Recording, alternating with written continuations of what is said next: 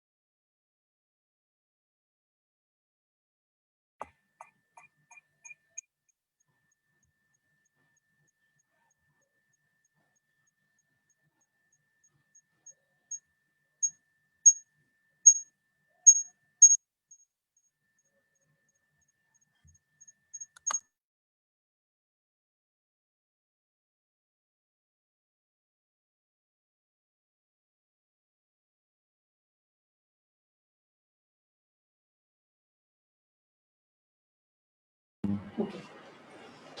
On the list. For the list.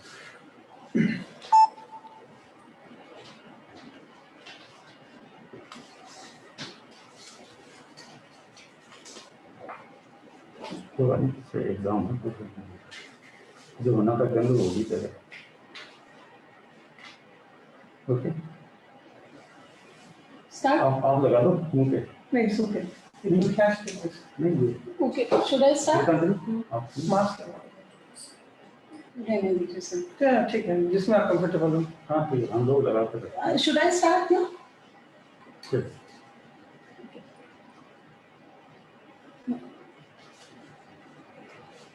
Good evening, everyone.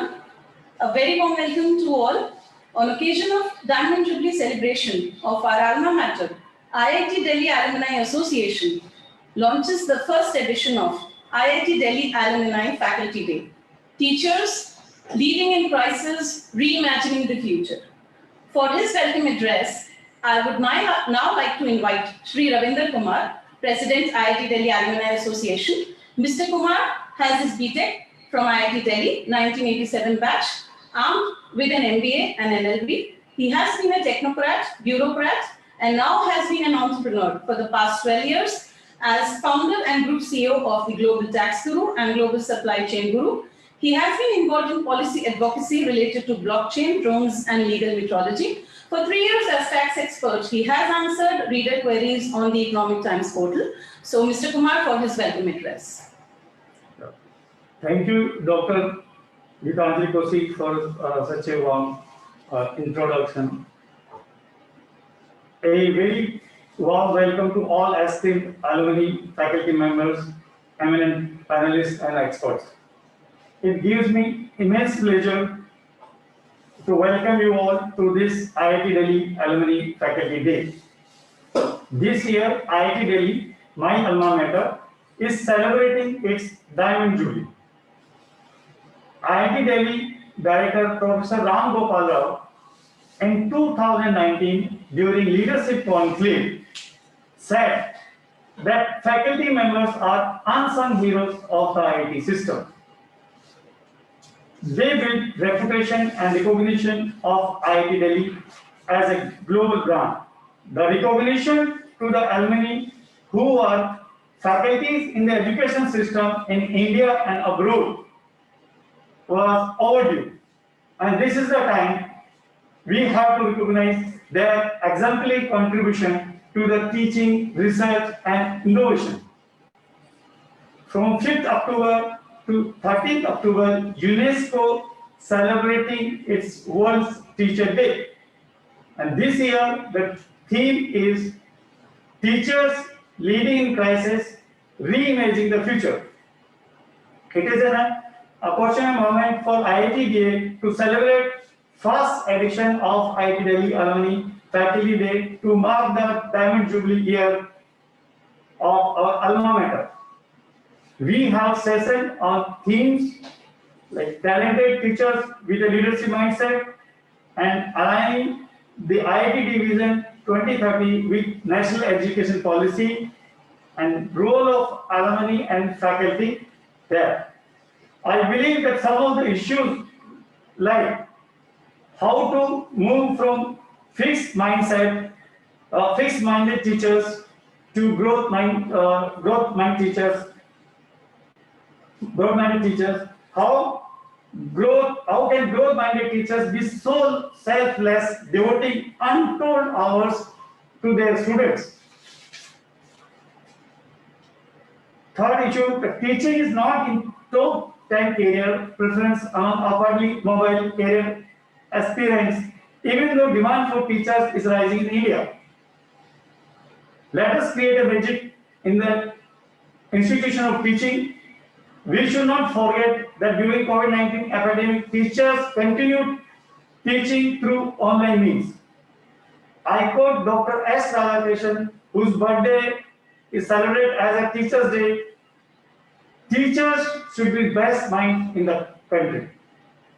With this, I welcome Chief Guest, Honorable Minister of State Education, Sri Sanjay Dhotre, Professor Ram Gopal Rao, Director IIT Delhi and Chairman of IIT Delhi Alumni Association, Dr. Rashid Nanda, Professor Chilkoti, Professor Rc Malhotra, Dr. Ram Guj, Mr. Pradeep Gupta, Mr. Manish Garg, Professor Bal Krishnan, Professor Anjan Ray, and Mr. Sanjeev Narayan.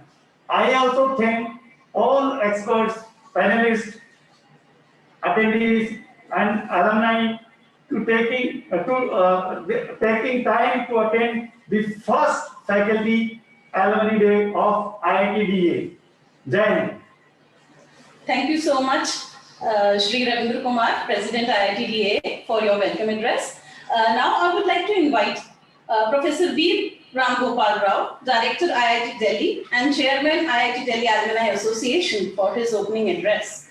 Professor V. Ram Gopal Rao is currently the Director IIT Delhi. Before joining IIT Delhi as the Director in 2016, Dr. Rao served as a PK Kelkar Chair Professor for Nanotechnology in the Department of Electrical Engineering and as the Chief Investigator for the Center of Excellence in Nanoelectronics project at IIT Bombay. Dr. Rao has over 450 research publications in the area of nanoscale devices and nanoelectronics, inventor of 45 patents, which include 17 issued US patents. Professor Rao is a co-founder of two deep technology startups at IIT Bombay, NanoSif and Soil Sense. Professor Rao's work is recognized with many awards and honors in the country and abroad. He is a recipient of the Shanti Swarup Bhatnagar Prize in Engineering Sciences in 2005 and the Infosys Prize in 2013. Dr. Rao also received the Swan Jayanti Fellowship Award of the DSC, IBM Faculty Award, Best Research Award from the Intel Asia Academic Forum, JC Bose National Fellowship, Professor C.N. Rao, National Nanoscience Award, Vasvik Award, and the Excellence in Research Award from IIT Bombay. Professor Rao was an editor for the IEEE Transactions on Electron Devices during 2003 to 2010 for the CMOS Devices and Technology area, and currently serves on the editorial advisory board of ACS Nanoletters, a leading international journal in the area of nanotechnology. Dr. Rao served as the chairman IEEE APED Bombay chapter and as a vice chairman IEEE Asia Pacific region or chapter subcommittee for 2 terms. He was the first elected chairman for the India section, American Nano Society, from 2013 to 2015. I welcome Professor Rao for his opening address. Thank you, Mr. Ravinder Kumar and all the Alumni Association friends. I'm very happy to be with you. I'm also very happy to see IIT Delhi Alumni Association taking a lead and organizing this event. This is, in a way, first of its kind. I haven't seen anything like an event, which is currently happening today, where we are bringing alumni who are in faculty positions everywhere together, and then trying to connect with them and see what we can all do together, which is a very good initiative. I'm happy that something like this is happening. In fact, IIT Delhi Alumni Association, I should tell you, in the last 4 years, has really become one of the most important stakeholders of the IIT system of IIT Delhi. In fact, they are with us on every initiative that we are organizing now. And in fact, even during the JEE times, during this pandemic thing, I think they have also come forward and lots of initiatives they have taken. So I think now IIT Delhi Alumni Association and IIT Delhi are becoming, are able to work together. And there are a lot of good things happening now, because of this, and which is a good sign. I think I'm all happy now with the way the IIT Delhi Alumni Association has shaped up in the last few years. If you look at IIT Delhi, I think this is the 60th year of IIT Delhi. And for any institution, there are 3 aspects. You are talking of education as one pillar. I think that is where educational institutions have to play a major role. And IIT Delhi is indeed playing a major role. The second aspect is knowledge generation. When you talk about knowledge generation, you are talking of R&D, the research and development kind of activities. That is the second pillar on which the institutions are going to be judged. The third pillar now, which is becoming very important for us, is the innovation. Now, institutions are also getting judged based on how innovative are we in terms of our outreach to the society and aspects like that. Now, if you take each of these 3, on education side, I think IITs are world leaders. The quality of education that IITs offer at all levels now. I mean, more so at the undergraduate level, but we are slowly becoming better even at the postgraduate level. And I think the education-wise, nobody should complain. We are doing very well indeed, and we are recognized for our educational outreach. The only thing I would say that needs to change now is the scale of our offerings. I think we have still remained very small in terms of number of students we admit or the number of programs we offer. And I think that is where now things are changing. If you look at IIT Delhi, for example, in the last 4 years alone, we have started something like 7 new academic entities. We have started 2 new departments, Department of Design and Department of Material Science and Engineering. We started 3 new schools, School of Public Policy, School for Interdisciplinary Research, and the most recent School for the Artificial Intelligence. And we started 2 new centers, Center for Automotive Research and Tribology, and also a Center for Sensors and Cyber Physical Systems. So now we are trying to expand on our educational offerings. There are also proposals now to start newer schools and centers and start even a joint degree program with All India Institute of Medical Sciences and see how we can even expand on our student base. We are now something like 11,000 students on the campus now. IIT Delhi will be touching 11,000 total student enrollment in the year 2020, which is almost like a doubling the IIT Delhi size in the last, I would say, 7-8 years kind of. So I think we are growing in all aspects. So education is one thing which is, I can assure you, I think it will remain the way it has been and will even go to that next level. So I'm not, saying that this is the end of what we can offer. And excellence has no bounds, no limits. So therefore, we are always trying to become better. And I think that is a path now which is well laid out. On the research and development side, IIT Delhi is also doing very well when it comes to research and development. If you look at the QS rankings or NIRF rankings, any ranking you see, IIT Delhi comes only next to IISc Bangalore. IISc Bangalore is, after all, a research-oriented institution and more postgraduate programs and all that. But next to IISc Bangalore comes IIT Delhi when it comes to research impact. And even the QS World Ranking ranked IIT Delhi at 39th in the world when it comes to the research impact. 39th in the world in 2018 was our ranking when it comes to research impact. So I think on the research front, I agree with you. We can do better. I mean, though we are ranked in the top 100 when it comes to research impact, I think again we can write better papers, more papers in Nature, more papers in Science, more kind of papers, higher citations. I think again there is no limit. I mean, excellence never can have any limit. So even on the research side, things are getting better. But I would like to see more relevance to our research. I think instead of modeling air quality in London, we should also be able to model air quality in Delhi and try to solve the Delhi air quality problem. That is how the society will look at us very differently, and even our perception will also change when we play a lead role in solving some of these problems that exist in the society. I think the relevance part of it we can do better, and once we do research or undertake projects which have a relevance, the delivery part also becomes very important. To me, R&D is relevance and delivery. I think when I say delivery, it's not just doing research and publishing papers. I think all this research should also lead to something tangible on the ground, something which is addressing the problems of the society around us or in the world anywhere, because we have to be a global player now. So therefore, I think the delivery part of it, how do we take the research that we are doing to the society and ensure that some of the problems that you see in the society get addressed by the research that we carry out in our research. So therefore, the relevance and delivery is what we are strengthening, more and more at IIT Delhi. And that is also where we are connecting now with multiple institutions in the country. And for example, with All India Institute of Medical Sciences, which is our neighbor, we started almost like 100 new projects. Professor Bala is also here on the panel. And in fact, when Professor Balakrishnan was the deputy director, we signed a formal agreement with All India Institute of Medical Sciences. And we now started more than 100 new projects with All India Institute of Medical Sciences.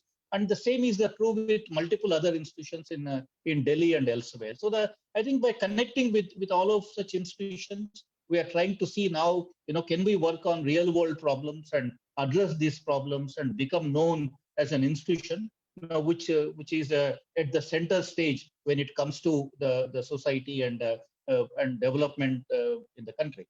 So that is again on the research side. So we can do better. We are doing better. In fact, in the last 5 years, IIT Delhi has also written more than 10,000 papers in the world's best journals, the SCI and Web of Science listed journals. And in fact, even the citations wise, like I said, we are doing pretty well.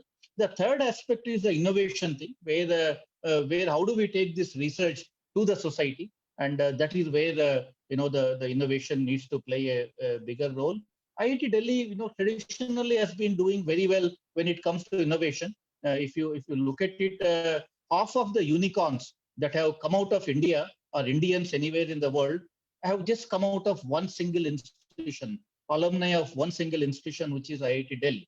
I think that is a great thing, and in fact, we are ranked among the top 5 institutions in the world when it comes to unicorn producers. I think our students now have done so well when it comes to entrepreneurship that IIT Delhi is ranked in the top 5 institutions in the world when it comes to the unicorn founders. I think, which is again a great thing. And we're also strengthening the innovation ecosystem on the campus.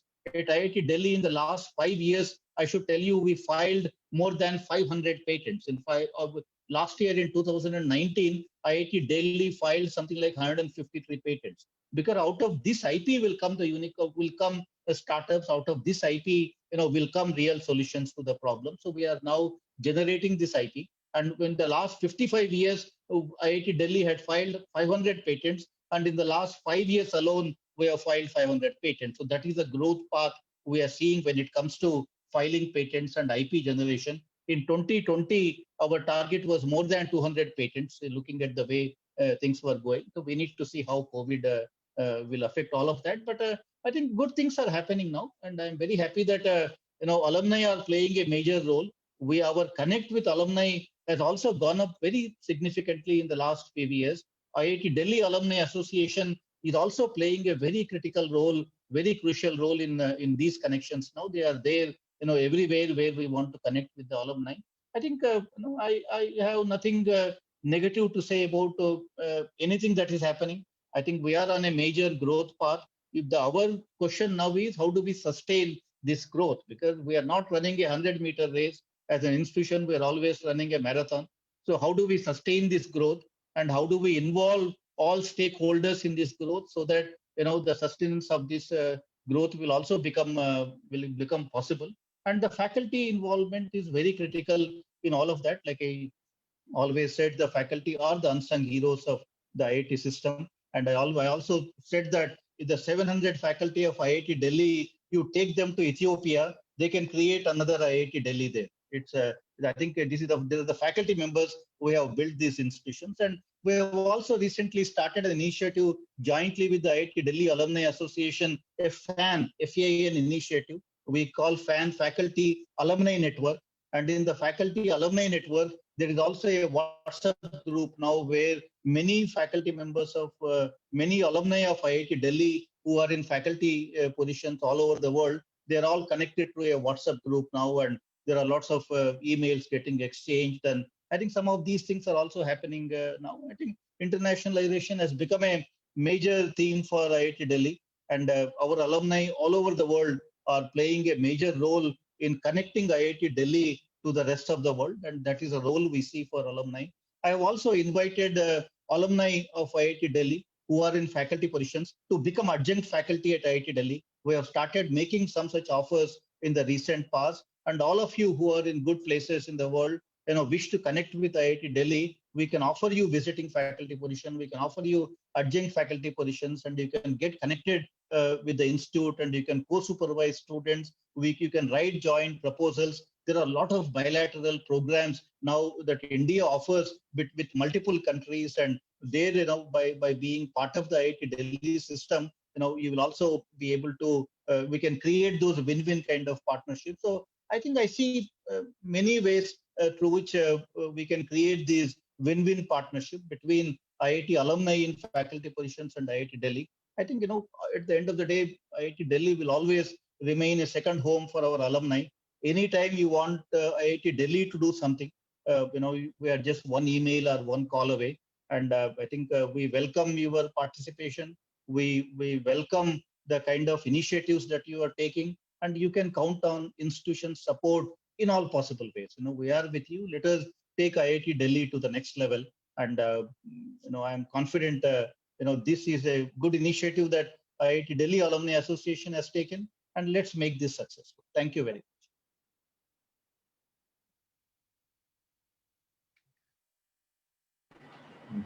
Thank you so much, Professor Rao. It's very, very heartening for all of us to note the progress which our institute has made. Thank you so much.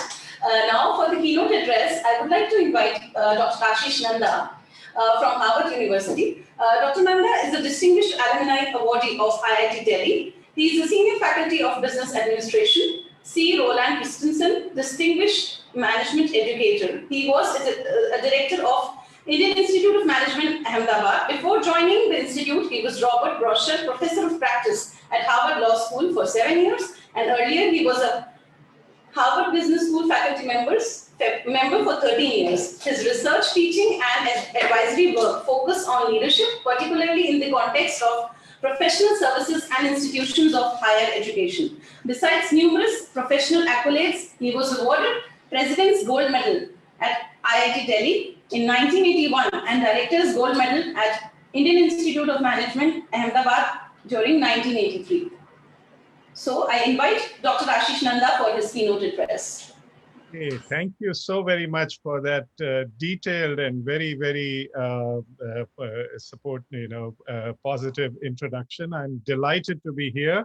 Greetings to everyone. I'm delighted to hear from Director Ram Gopal Rao, the wonderful progress that IIT continues to make.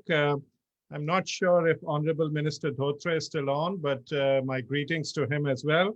And to Mr. Ravinder Kumar, Mr. Pawar, my dear friend Kalpen Shukla, and Ms. Chug as well.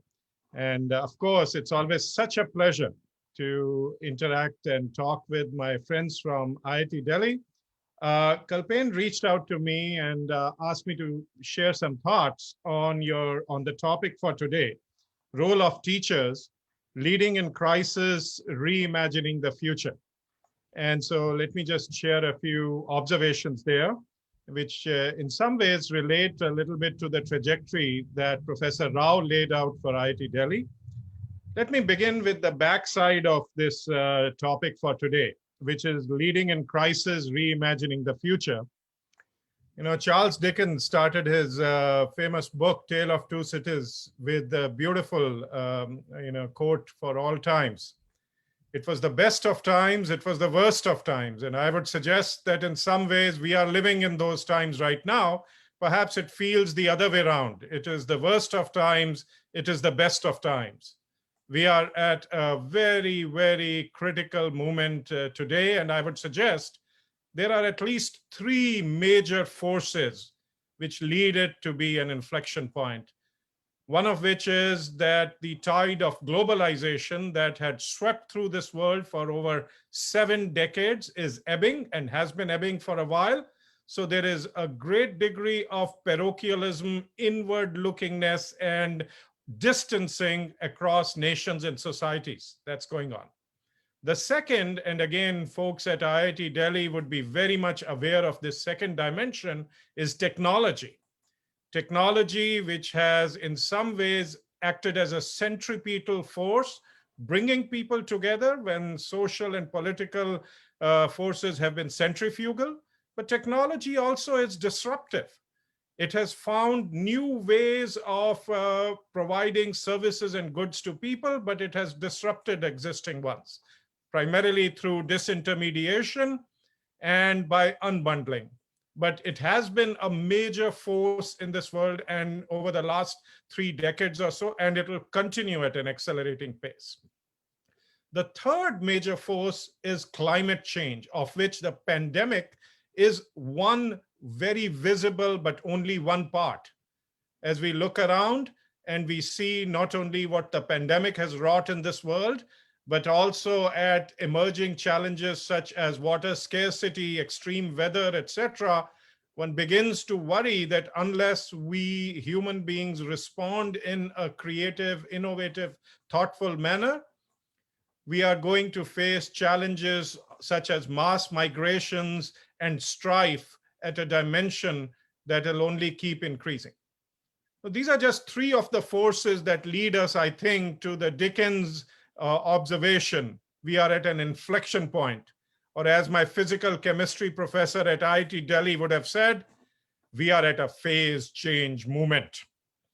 And now let me turn to the first part of our session today, which is role of teachers in this inflection point at this time of phase change, at this moment of crisis. I think this is just an amazing time for academics. And I would suggest that is so at 3 levels. And I'm speaking as somebody who's been in academics and who's been around academics for the last 3 decades or so. It is an amazing time for academics for 3 reasons. One is the impact they can have on society. 2 is the world of colleagues and students that we interact with. And 3 is the impact it has on we ourselves as academics. So let me talk about impact on society. 3 reasons why I think impacts can have significant impact on society. Number 1, academics tend to be independent of existing power centers. So they are able to take an independent view, particularly when people are looking for changes.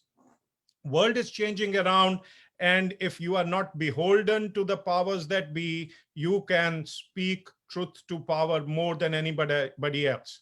So academics are credible. People pay attention to what academics have to say, and they tend to have a broader horizon.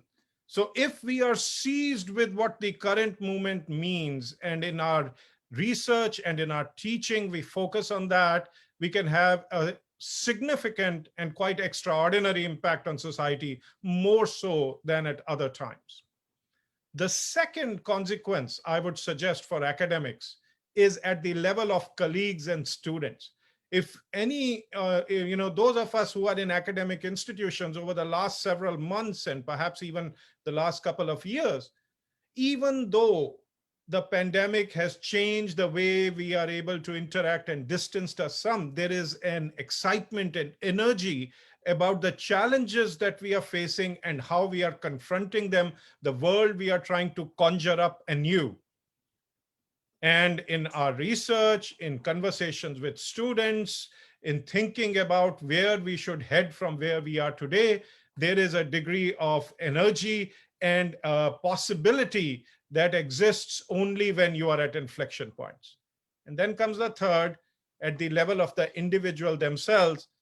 I feel, and I don't know how you do, I feel I am most alive when I'm learning new things. And this is a great opportunity for academics to learn new things, to make new discoveries, new inventions. And so I think the topic for today, role of teachers, and I've expanded teachers to researchers and teachers, role of teachers in a moment of crisis, when you have to reimagine the future, extraordinary opportunity. And so I am just thrilled and delighted that you are spending this evening here in Boston. It is a lovely fall morning, but entire half day to focus on this topic. And I'm really thrilled that you are talking, at least going in depth in two dimensions. The first one of which is talented teachers and leadership mindset. To me, I think this is a very critical question as you look to the future, what kind of leadership we take and how teachers can have an impact on students, but also on society around. And the second one, talking about reimagining the future, the IIT Delhi's vision, Director Rao shared with us key elements of that, but how that relates to our nation's, India's national education policy. And again, this is forward-looking, and I would suggest this is a wonderful moment to be doing a check on the path we are hoping to follow. On balance, I have one more hope, which is that some of the younger folks who are thinking what career to take, think of taking academics as a career. This is a wonderful moment to dedicate yourself to this profession, tremendous possibility of impact. And let me end with a small quote from Shakespeare that I have held before me in moments of change. What's past is prologue. What's to come is in your and mine discharge. It is up to us and particularly up to those of us who are committed to academics to chart the path to the future. My best wishes for this seminar. I look forward to attending some of these sessions. Thank you very much. Thank you so much, Dr. Nanda, for your remarks. And now I would like to invite Mr. Ravinder S. Pawar, Chairman, NIIT, and Distinguished Alumni Awardee, IIT Delhi. Mr. Pawar is the Chairman and co-founder of NIIT Limited, a global leader in skills and talent development, and founder of the NIIT University. Acknowledging Mr. Pawar's contribution to the IT industry in India, he has been awarded the country's prestigious civilian honor, Padma Bhushan, by the President of India in 2011. Actively involved in India's key chambers of commerce, he has also led several ICT industry initiatives, including NASSCOM, during 2011 to 12 as its chairman. Currently, Mr. Pawar is the chairman of NASSCOM's Cybersecurity Task Force that has been set up in response to the Prime Minister Narendra Modi's vision to see India emerge as a global hub of cybersecurity products and services. Mr. Pawar served as a member on the Prime Minister's National Council on Skill Development from 2009 to 2014 and has also been a part of the PM's National Task Force, commissioned to develop India into an IT superpower. He is a fellow of the Computer Society of India and is a distinguished fellow of Institution of Electronics and Telecommunications Engineers. Mr. Pawar's contribution has been widely acknowledged, and he has been conferred prestigious awards like Distinguished Alumnus Award at IIT Delhi in 1995, the IT Man of the Year by IT Industry Journal Data Quest in 1998, Master Entrepreneur of the Year by Ernst & Young in 1999, Madhav Award in 1999 at the Scindia School Gwalior, Lifetime Achievement ICT Award 2019 by Data Quest. He is on the board of governor of India's premier institutions, the Indian School of Business, Hyderabad, and the Scindia School. He has also served on the boards of IIT Delhi, IIM Bangalore, IIM Udaipur, and has been a member of the University Court of Delhi University.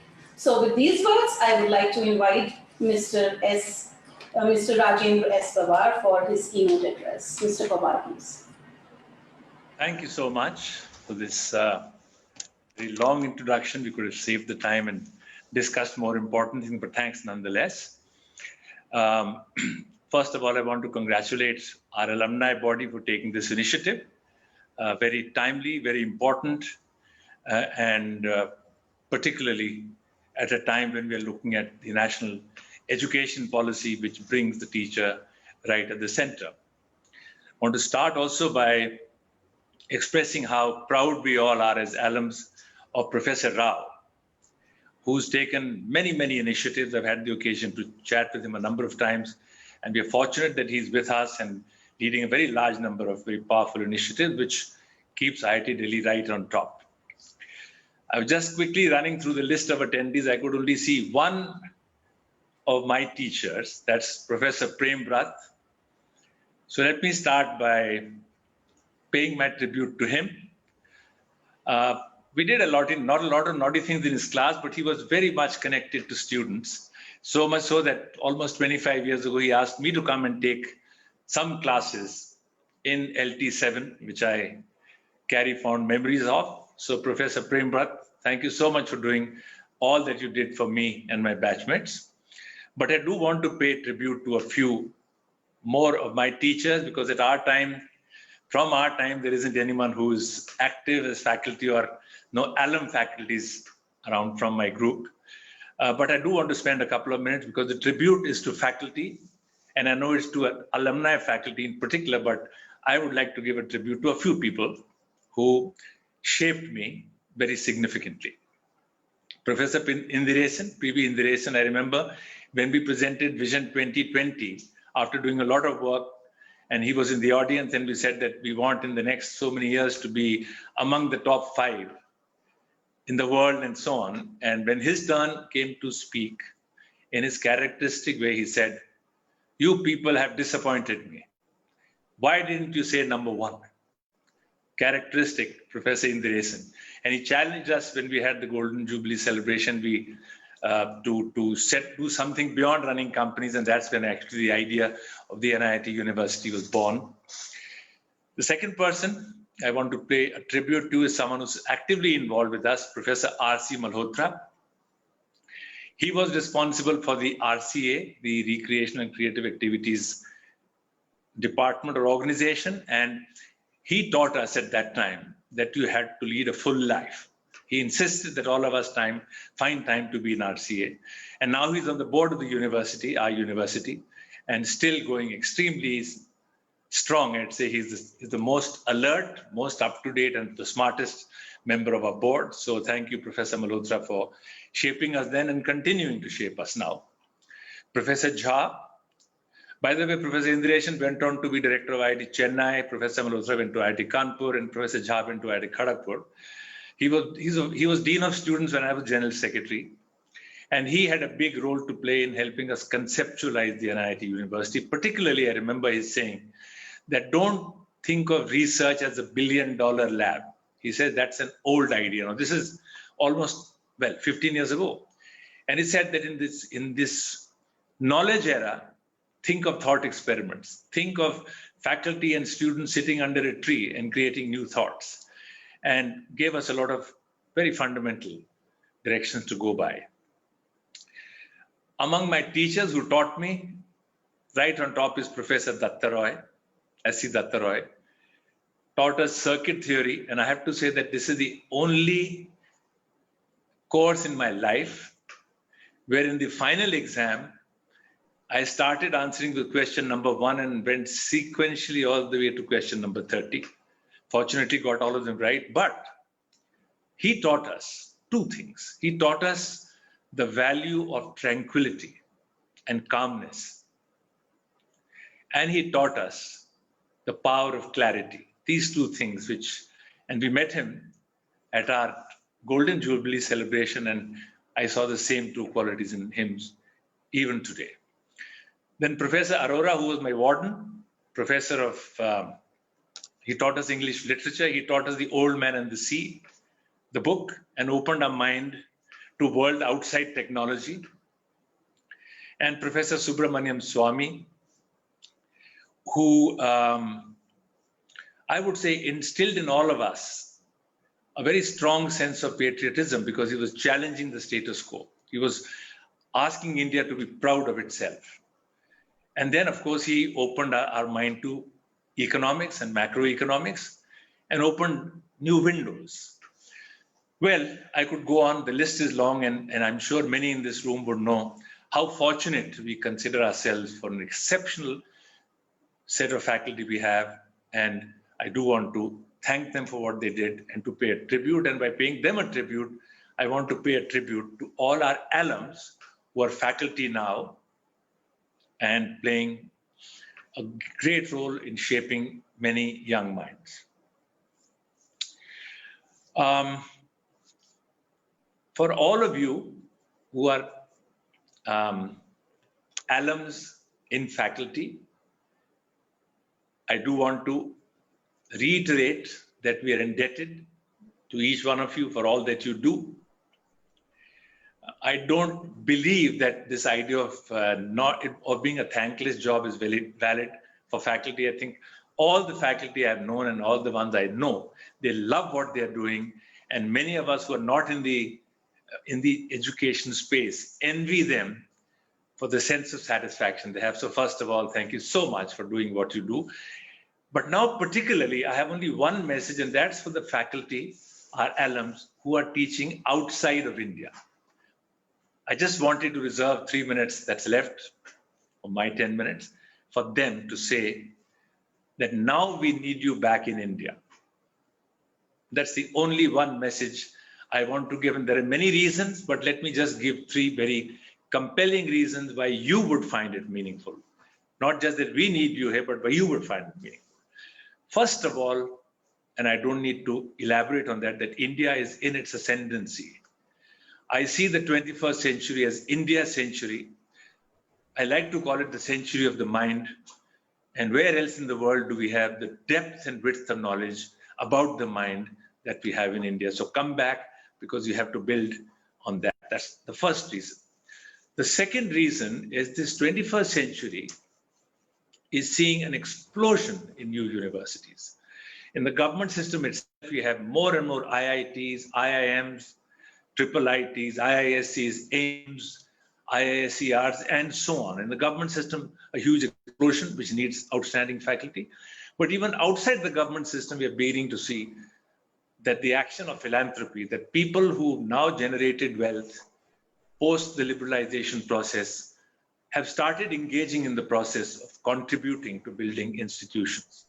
And you are aware, all of you are aware of many of them, whether it's Rashid Nanda, it's Azim Premji. I can go on with the names, it's a very large number. The TOI group with the Bennett University, the Munjals, the Hero group with the Munjal University, our own initiative of NIIT, both Vijay and I and Rajendran, founders are from IIT Delhi. Many more like this. And then, of course, the new idea of the institutes of eminence. Again, you would be aware of that. You know, whether it's a Reliance or the Bharti group, there's a huge explosion happening at this time in the creation of new universities. And pretty much like in the 60s, we saw the creation of the IITs and the huge excitement, which brought back so many of our bright students from India.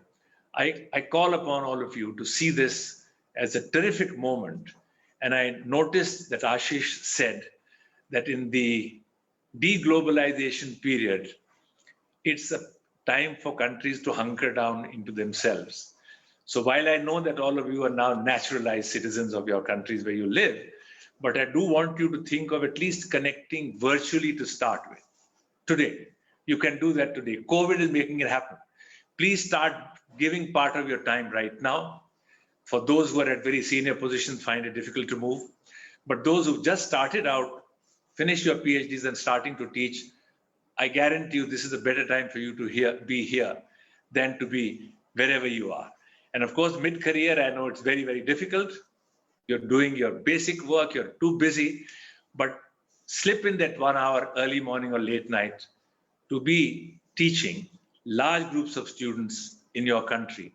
We really need you, and I want to end my 10 minutes by just emphasizing and repeating how important it is for India to have all of you, our alums who are faculty, to get seriously involved in upgrading the education system in India.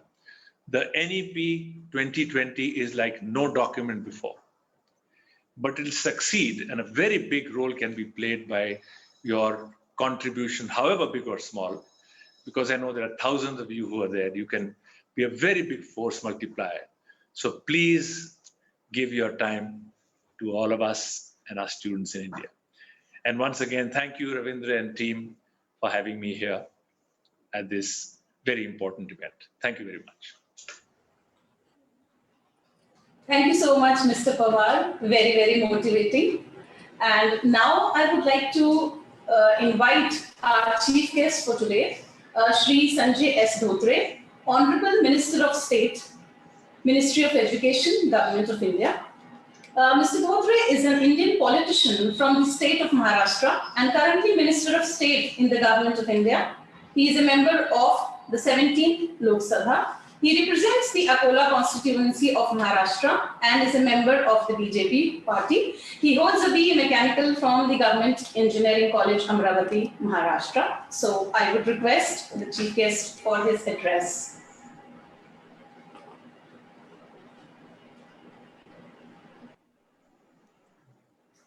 Ram Gopal Rao, Director IIT Delhi and Chairman of IIT Delhi Alumni Association. Shri Ravindra Kumar, President, IIT Delhi Alumni Association, and dear IIT Delhi alumni, it is indeed a matter of great happiness for me to join here with some of the brightest minds of the country. At the onset, I congratulate you on the occasion of IIT Delhi Alumni Faculty Day and extend my greetings to all. Here I can see a unique combination of top-class institutions like IIT Delhi and its highly successful alumni and faculty members. IIT Delhi has been our premier institute. It is a powerhouse of entrepreneurial talent. Today, we see the IIT Delhi alumni at top positions of leading organizations in the world. Many of the flagship companies are owned by them. started by them, promoted by them, and they are ever ready to support their alma mater in their own unique way. I must mention here that last year, in graceful presence of Honorable President of India, the IIT Delhi Endowment Fund was created. This is really inspirational and has motivated many other institutions. Talented and motivated faculty members play a highly important role in the success of any institutions and the students. This is true with IIT Delhi also. I had many opportunities in the past month to witness this. During COVID pandemic also, IIT Delhi faculty members designed and developed one of the cheapest COVID-19 detection kit. Many such technological breakthroughs are achieved by the institution under the able guidance of the faculty members. To support this, an equally vibrant ecosystem is also needed, and that is why, under the dynamic leadership of our visionary Prime Minister, Shri Narendra Modi ji, and able guidance of our Educational Minister, Dr. Ramesh Pokhriyal Nishank ji, our ministry has brought in the National Education Policy 2020. It is the most comprehensive, transformational, and futuristic policy document in educational history of this country. We recognize that the teacher must be at the center of the fundamental reforms in the education system. The new education policy endeavors to re-establish teachers at all levels as the most respected and essential member of our society, because they truly shape our next generation of citizens. It endeavors to do everything to empower teachers and help them to do their job as effectively as possible.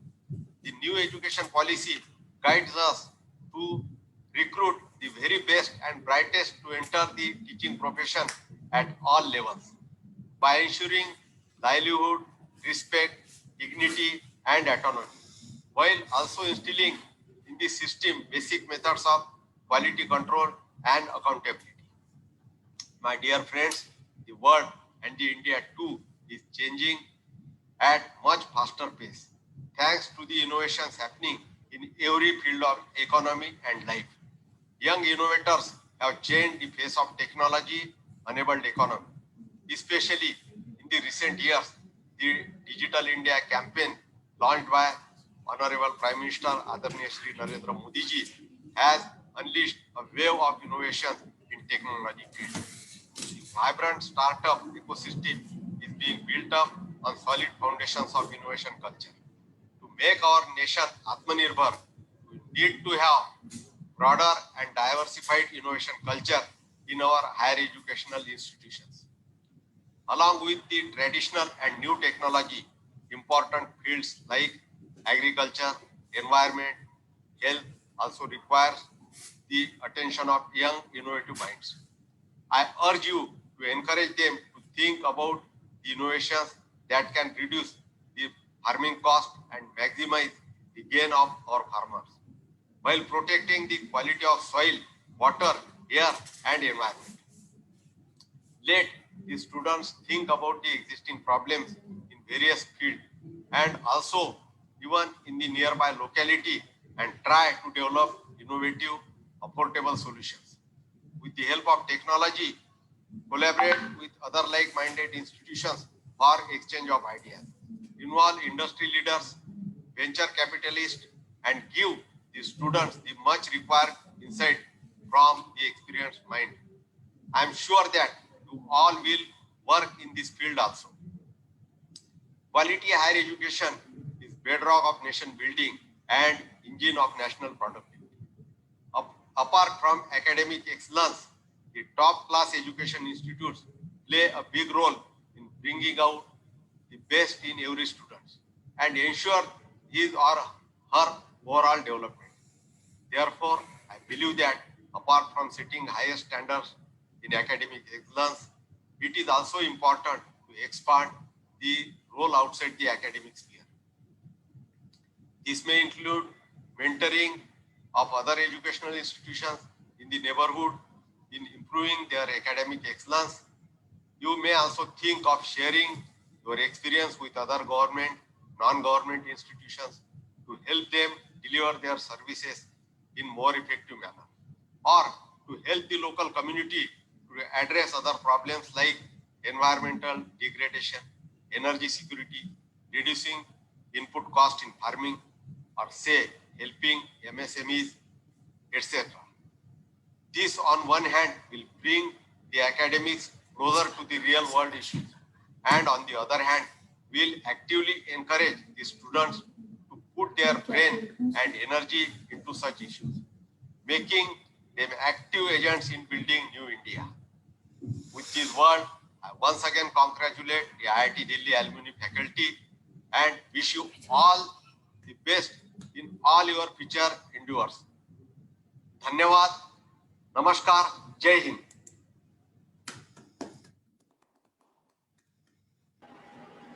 Thank you so much, Honorable Minister, for your address. Now, we would like to play the video of IIT Delhi Alumni Faculty, a very popular faculty member, Professor S.K. Gulati. He happens to be the first faculty who later became an alum. So this is on popular demand, Professor S.K. Gulati.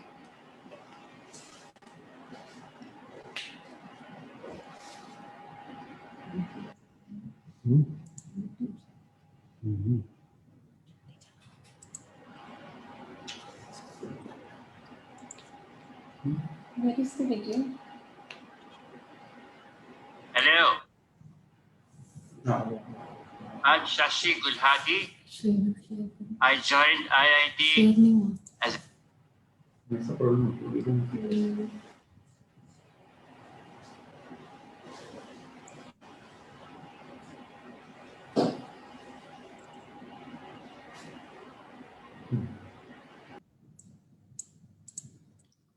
Hello. I'm Shashi Gulhati. I joined IIT as a lecturer in 1963. And then 10 years later, after registering as a part-time PhD scholar, I obtained my PhD in 1973. So I became a teacher first and an alumnus afterwards. Spent almost 40 years at IIT. Now I am retired and we are presently staying in the United States, in the state of Washington. I miss IIT, but the great thing is that the IIT alumni are all over the world. We have right here, 20 minutes drive away from us, one of my students, Mr. Deepak Dhawan, class of 81, civil engineering. We get together often and have a great time. I hope in this season of COVID, all of you remain healthy and have a good time today. Thank you.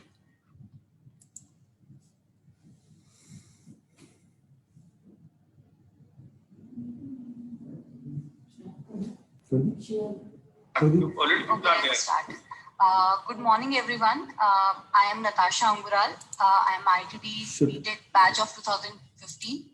I'm currently working as a manager in Quantitative Services, Bank of America, and I'm also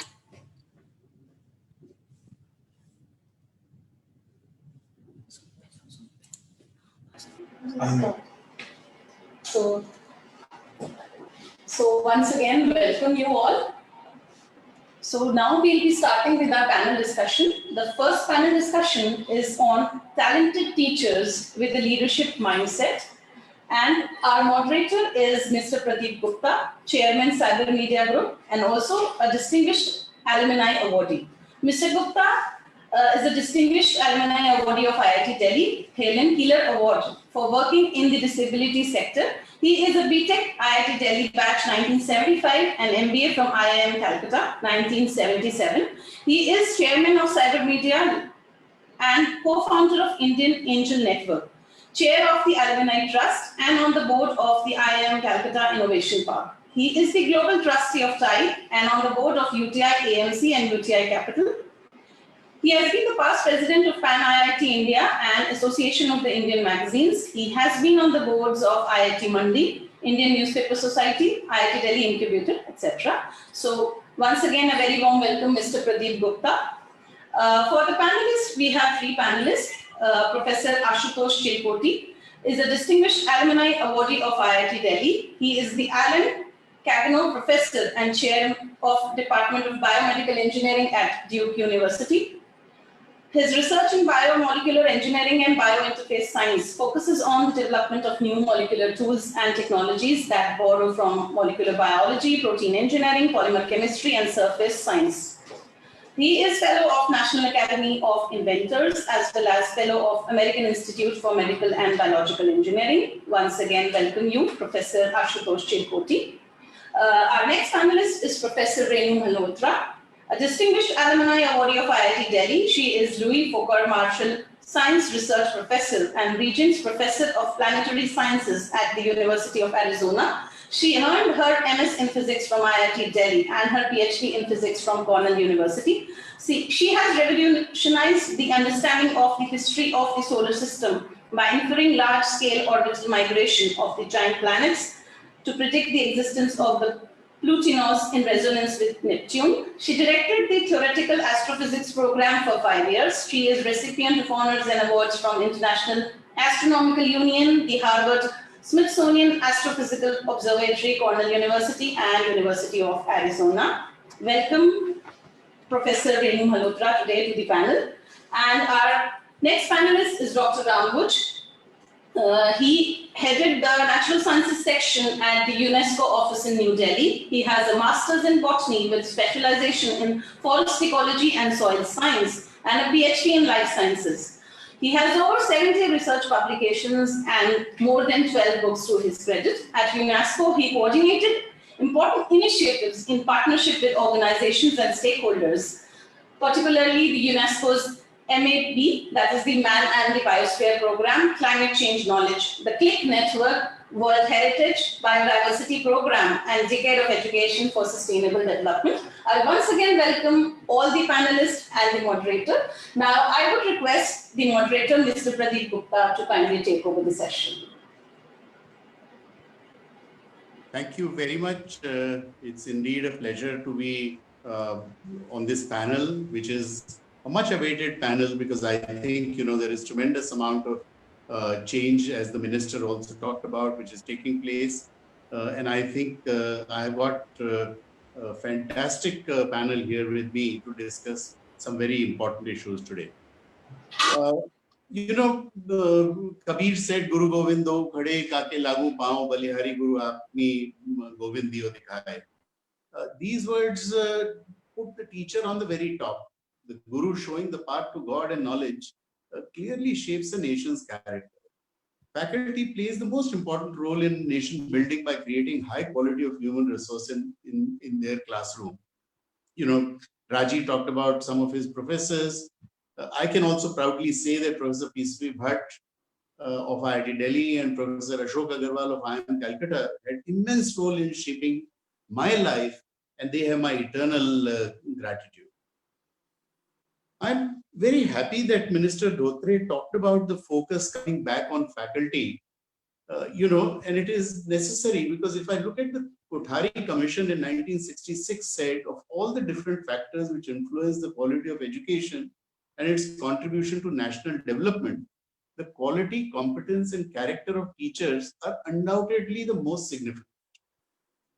Justice J.S. Verma Committee report in 2012 said a broken teacher education sector is putting over 37 crore children at risk. The NEP 2020 also exhorts that teachers truly shape the future of our children and therefore the future of our nation. So I'm happy that this focus is moving back to the faculty, which is something which is very, very vital and very, very important. Unfortunately, the reality is different. Poor employment conditions, lack of current knowledge, low motivation levels, absenteeism, lack of commitment. A lot of these things have been talked about by the NEP 2020. Recognizing the power of the teacher has put in place systemic reforms that would help teaching emerge as an attractive position of choice for bright and talented young minds. It proposes several reforms to empower teachers and restore the high respect and status to this profession, hoping that it would eventually attract the best minds and talent to choose teaching as their profession. With the above framework, today's panel discussion on talented teachers, leadership mindset, and quality education becomes highly relevant. Given that we have 30 minutes, my panelists have all agreed to have it as a very interactive discussion with each remark between 2 to 3 minutes to the questions that I will pose to them. Let me start with Professor Ram Boj.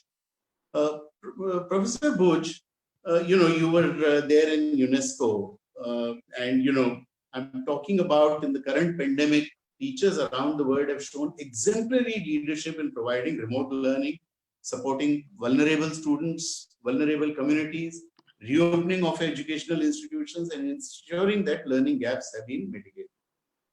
This is something which was talked about by the president of the Alumni Association, Ravi, also when he talked about the pandemic impact. It was also a thing which Professor Rashid Nanda talked about. He talked about the unprecedented opportunity which is coming to faculty.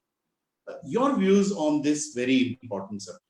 What was the role which was played by the faculty during this pandemic era?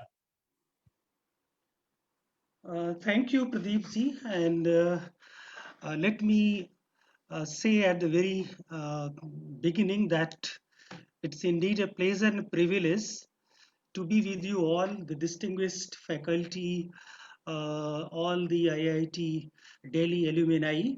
Though I am not an alumni, but I have been very closely associated with IIT Delhi, being in Delhi in the UNESCO office for more than almost close to 2 decades.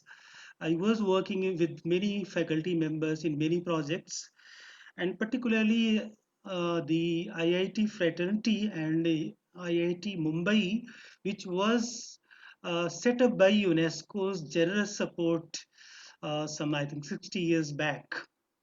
So I am very much familiar with the excellent academic work that faculty and teachers in IITs are doing. Regarding your question, this is a crisis situation. In fact, this year's World Teachers Day, which is being observed from 5th October tomorrow, of course, it will be observed for the whole week by UNESCO and various institutions, has its focal theme on the teachers leading in crisis, reimagining the future. In fact, again, we are looking toward the leadership role of the teachers. They play a very crucial role during this COVID pandemic in ensuring continuity of learning and supporting the mental health and well-being of their students. Very important. As per UNESCO and other UN agencies estimate, around 1.6 billion learners, more than 90% of the world's total enrolled students population, are affected by institutions closures, schools, colleges, universities. And this has also impacted 63 million teachers. And this further exacerbates the global learning crisis. We can call it a global learning crisis. But teachers have shown tremendous leadership and innovation in ensuring that learning never stops. And in fact, on the social media, you can find the hashtag learning never stops. And many yes. Professor Namboj, one request. Your camera is cutting the top of your face. So may I just Okay. A centering of. Yes, I hope it's okay. That's better. Yeah.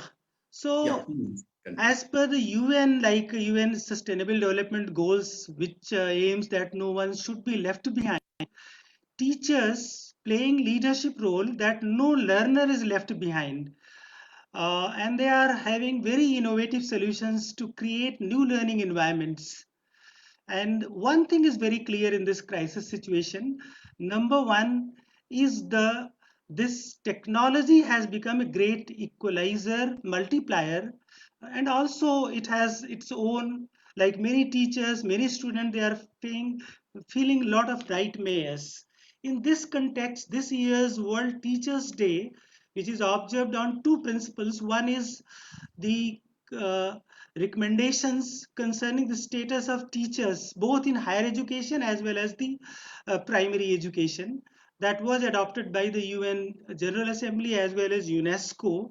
And these are very, very important recommendations. And every 3 years, there is a status report about the status of this, what is the teacher education is happening world around, what is the status, how we can achieve the excellence, and how we can apply all those recommendations concerning teacher personnel in every sphere.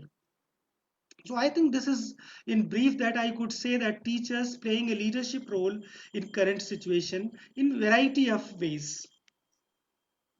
Wonderful. I think you've laid out the sort of background of this discussion. Professor Ashutosh Chelkoti, my question to you is, the three reports talked about nation building and so on. So perhaps from your own personal example, how did IIT mold you, and how do you think it can help in terms of molding, India of tomorrow? I mean, I think one of the things that IIT does, it surrounds you with excellence, right? So you're sort of around people who are much smarter than you, and I think that's a really good thing in life, right? It makes you humble, and it makes you realize sort of how much further you have to go in life if you want to be excellent.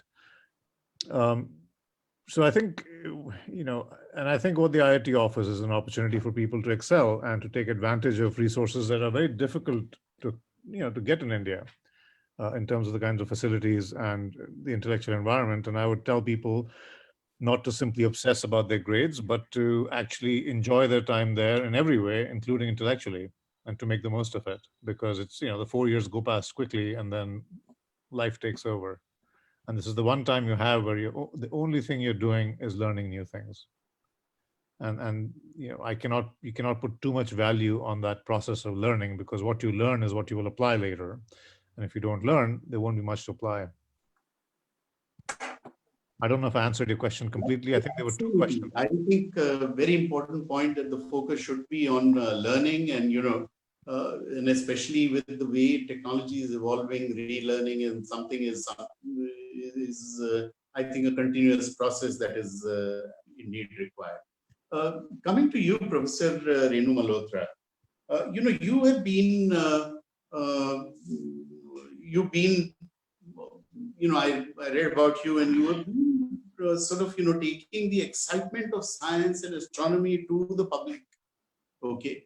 So that's a very interesting role that a faculty member plays, that popularizing the entire thing about engineering, science, and bringing that excitement.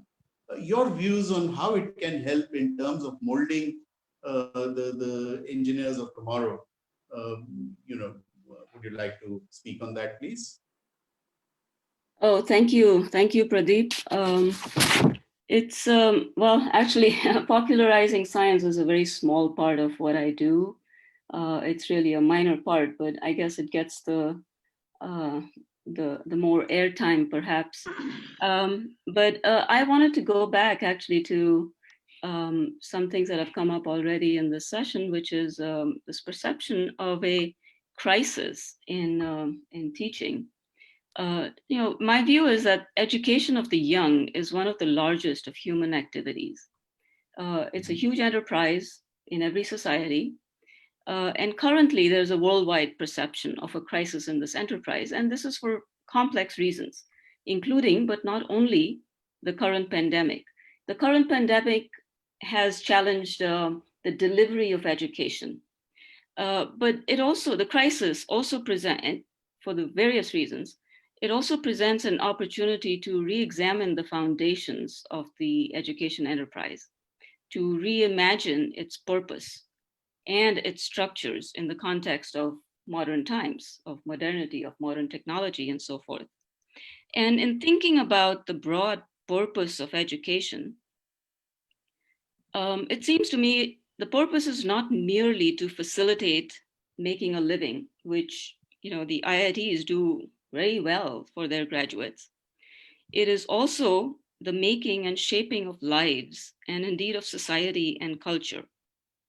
And what I've observed amongst the many students that have passed through my classes, as well as students like those who come to the IITs, there's this commonly held desire for a transcendent purpose, one that gives meaning to their work.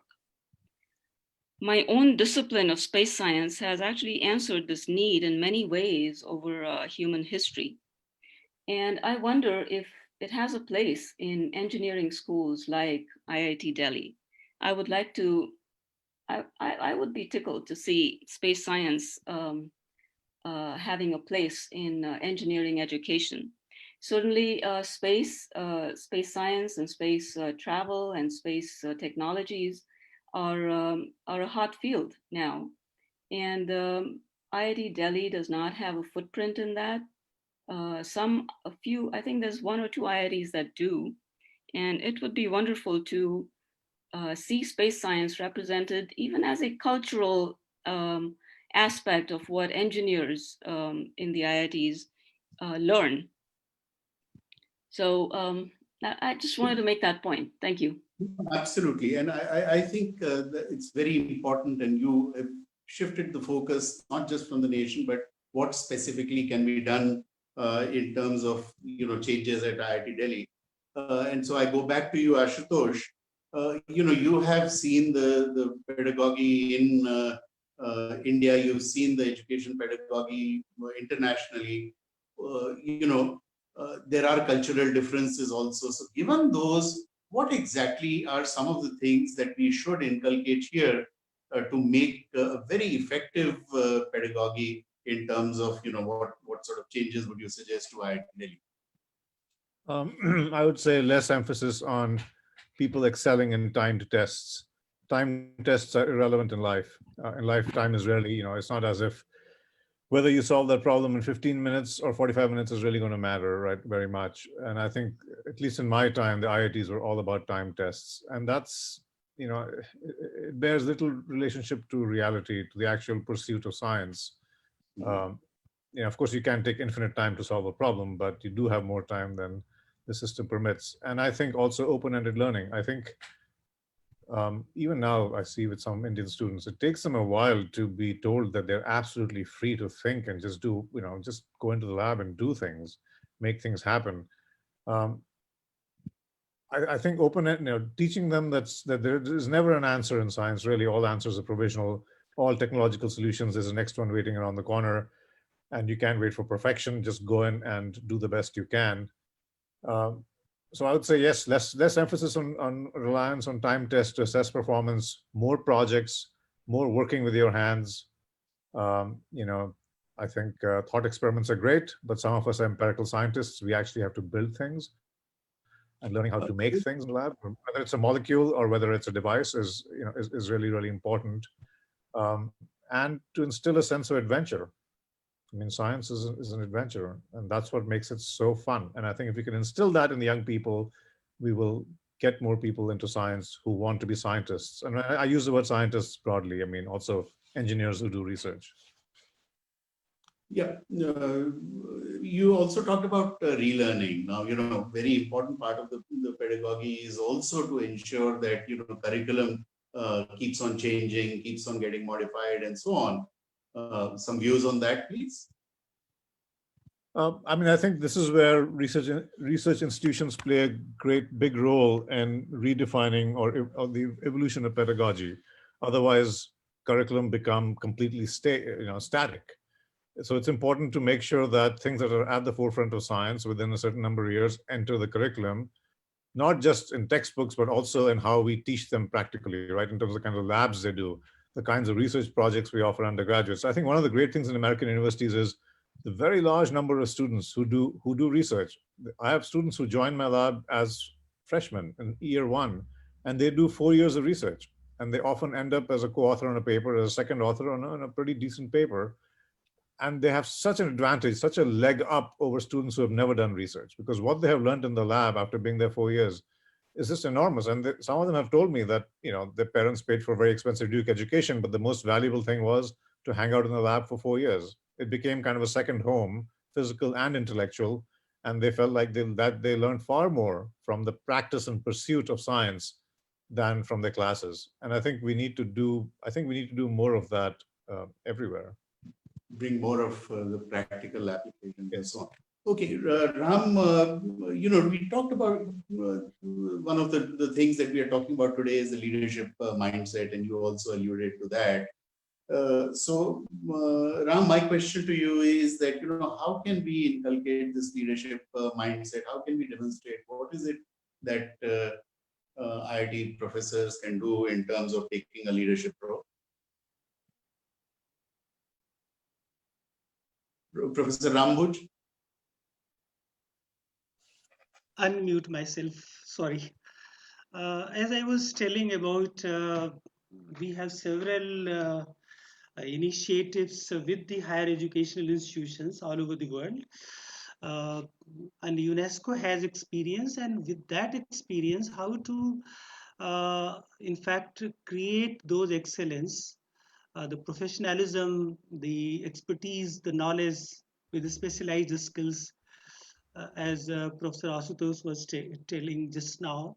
In fact, we have launched Education 2030, a task force. It's an international task force, and where its education is being reoriented towards solving the real life problems, real life issues. Say, for example, we have centers of excellence, which we call as regional centers of expertise in various institutions on climate change, on sustainability, on disaster risk reduction, and several. Biodiversity is one of the areas. These are some of the areas which are hot topics now. In fact, in the beginning of this year, the World Economic Forum, they identified 10 critical areas are the topmost priorities for the coming decades, and all the top 5 priorities were environmental sustainability.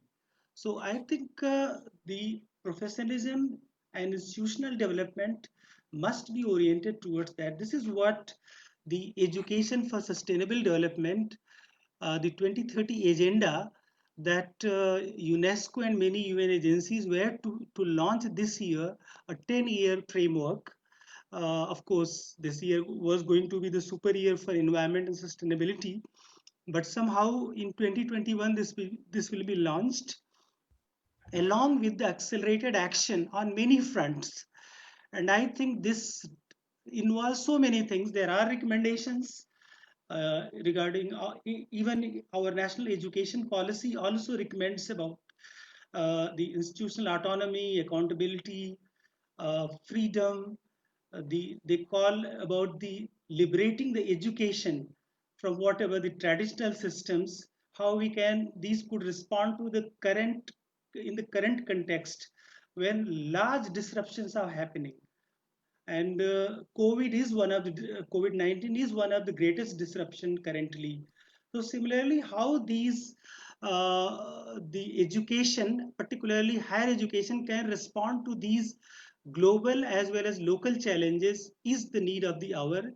And in that context, there are several frameworks available internationally, as well as many institutions. They have evolved their own framework.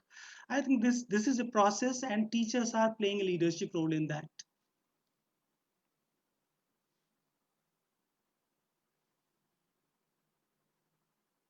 I hope I have been able to do some justice to your question.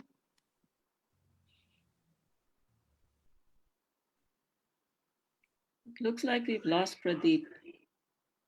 Oh. Well, while he's off, he probably wouldn't mind me chiming in. I would echo Professor Chilcote's remarks about the value of research and real experience in research and learning through what I would say is almost a one-on-one interaction with teachers. I have always felt that small learning communities are the most effective. You know, institutions structurally are prone to grow and become bigger and bigger. And young learners as they come in as freshmen, often get lost in that huge enterprise of a university or an IIT. So having within even these large institutions, having small learning communities is really key. I would say that, actually it reminds me of the Gurukulas of ancient India. The apprenticeship model is really effective, and that hasn't changed. You know, human nature has not changed over time.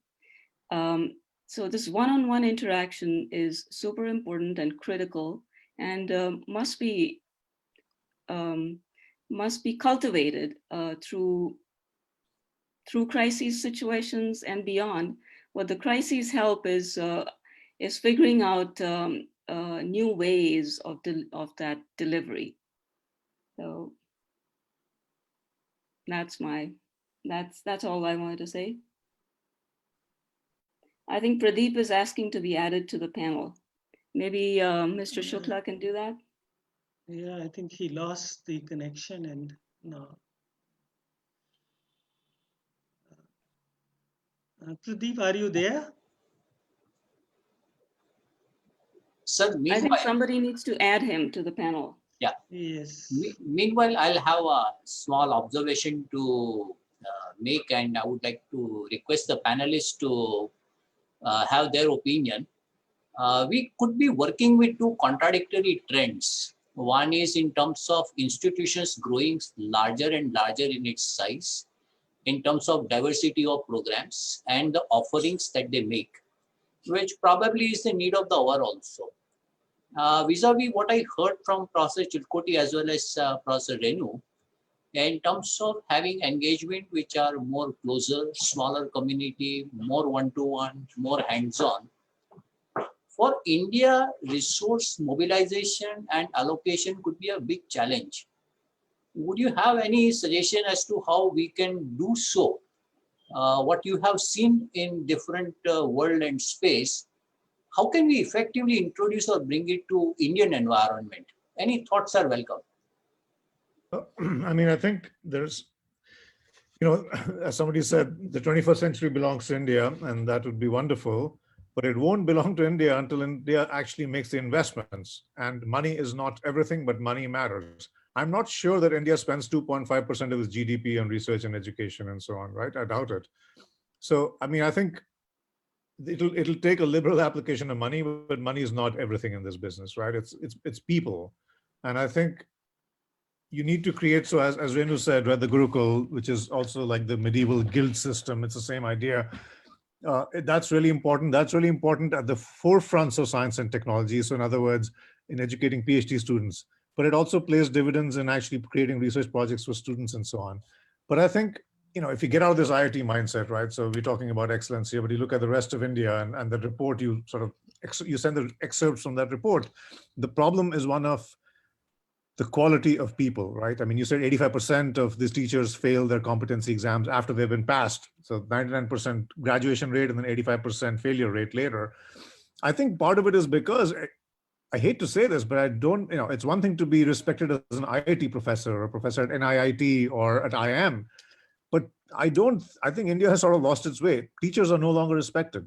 It is not, being a high school teacher is not seen as an aspiration in life, right? So we need to change that. We need to make teaching a noble profession again at all levels, from kindergarten to an IIT professor, an IIM professor. And I think the way you do it also is by sort of, this has to be a cultural shift where teaching becomes, like it used to be in ancient times, becomes a really, really sort of valued and valuable profession. And, this is just an idea. Why can't there be an education stream in the IAS or in the civil services? Why can't people take the civil service exam, and why can't it be treated at the same level as, if not the IAS, like the IPS? So an Indian educational service, and then you are a civil servant and you're respected and you get the same perks, and then you teach, at different levels.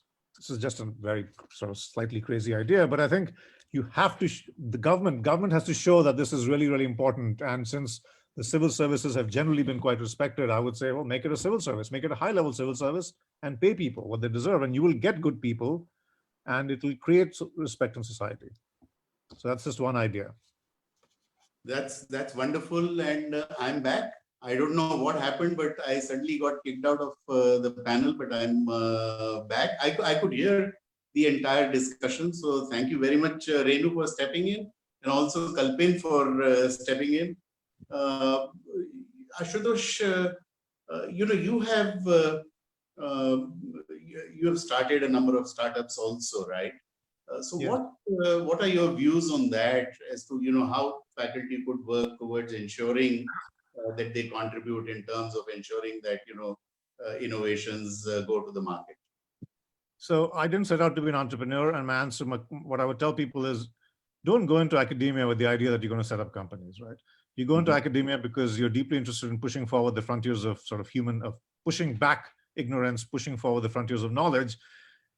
And some of the people engaged in this will do the kind of applied work that will lead to a company, but many others will not, right? I mean, if you do astrophysics, there may never be a company in your future, and that's just fine. I mean, we need people doing astronomy and astrophysics, or particle physics, or pure math doing topology.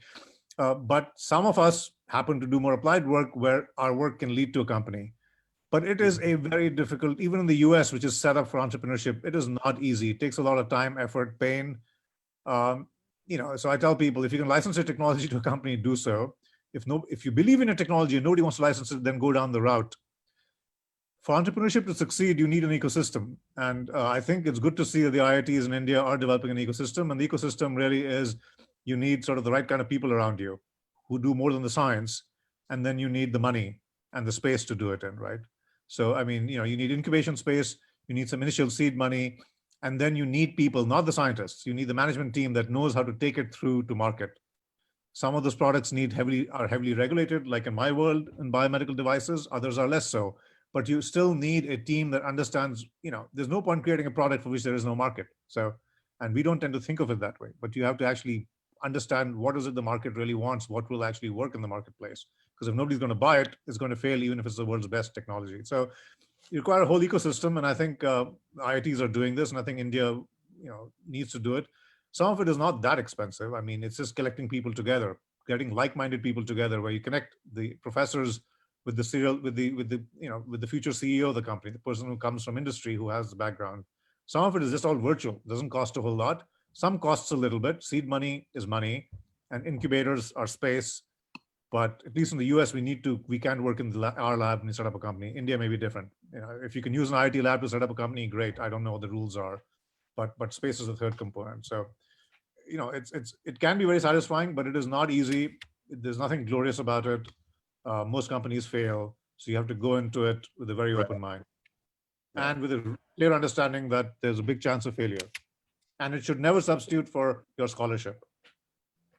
Absolutely. And of course, IIT Delhi has had a fantastic track record. As Professor Rao said, that, we are amongst the top 5 schools when it comes to alums who have become unicorns and so on. So that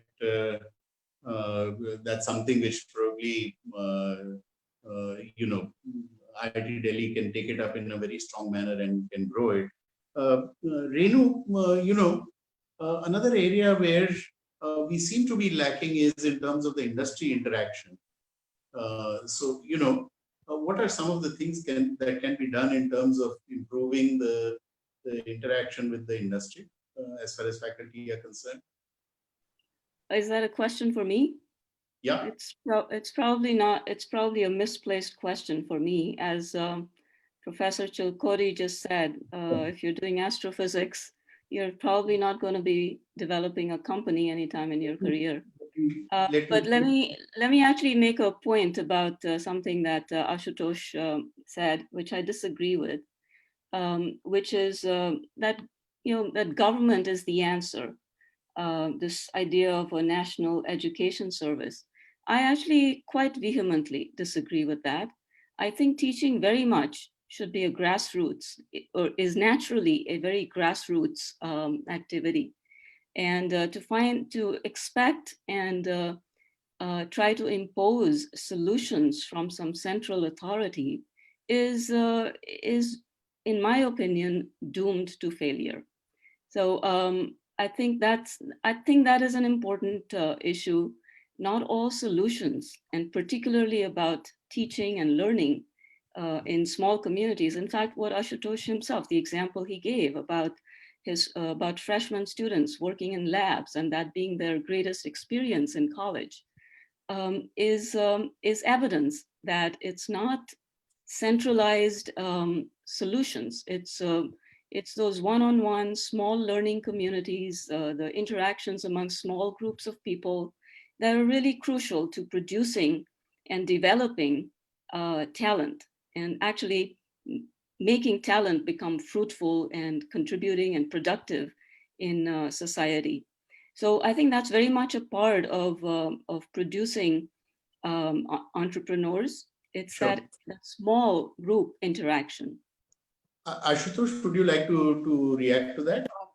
I don't disagree with what you said, and I think maybe I didn't make my point clearly enough, which is that if you stop talking about the top institutions like the IITs and IIMs, and you look at sort of the educational landscape, the teachers we have in India, I think most people would agree that we need better people. We need a better quality of, and I'm not talking about college professors, I'm talking about primary school teachers, the government schools, the vernacular schools, the high schools, the secondary, tertiary, the tens of thousands of colleges where education is substandard. How can we improve the quality? What can we do to improve the quality of those people? I agree that solutions should be bottom up. I think the education system should be opened up. There should be more private schools, but these private universities are very expensive. Ashoka, Shiv Nadar are not cheap universities. Most Indians can go to them. So 90% of education is still going to happen through government schools and government colleges and so on, which are free. How do we improve the quality there? And I thought one way is to, since that centralized component is never going to go away completely, I think yes, we need more competition from the private sector, but that will still exist. In that sector that caters to India's poor, how do we improve the quality? And one way was to give them a higher status in life by using the force of the government, which is the civil service, and making a civil service. So that was my point. But I don't disagree with what Renu said. I think I was trying to sort of maybe say something. I think we're sort of talking about slightly different things, I think. Yeah, but I think this idea of civil service, which is dedicated to education, is a very, very interesting idea. My last question to you, Professor Ramwood, would just like to, based upon your experience in different geographies, what sort of things can be done in terms of, you talked about the faculty mindset. What about getting the innovation cycle going? Yeah, I think I second what just professor said about creating a professional service like civil services. That's a good idea under the Indian situation.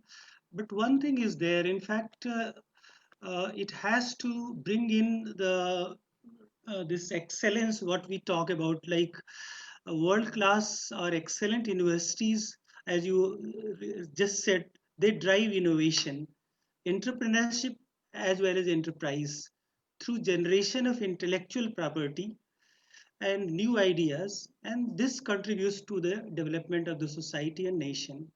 In fact, this requires continuous learning, continuous scholarship, and lifelong learning, and challenging yourself and others continuously. And this most of the world-class educators, they are involved in shifting paradigms, as I was telling about the World Teachers, this conference which is going to happen just now, and creating new models of human understanding. So in that sense, In fact, innovation-driven ecosystem must be cultivated and nurtured. In fact, my association in a climate change collaborative with MIT and another one with the School of Natural Resources and Environment at the University of Michigan. In fact, I was very much impressed the kind of professionalism that and the multidisciplinary team that they create in such a short period. Those projects are very short-term projects, but innovation-driven, result-driven. Sure. And they seek exceptional individuals. And once a candidate is identified, they could induct that at any cost. This is what I think can lack in if we create a civil services kind of model, which is so thanks for that, more selection based. Yeah, that have a civil service and also look at cross-functional teams so that there can be more innovations taking place.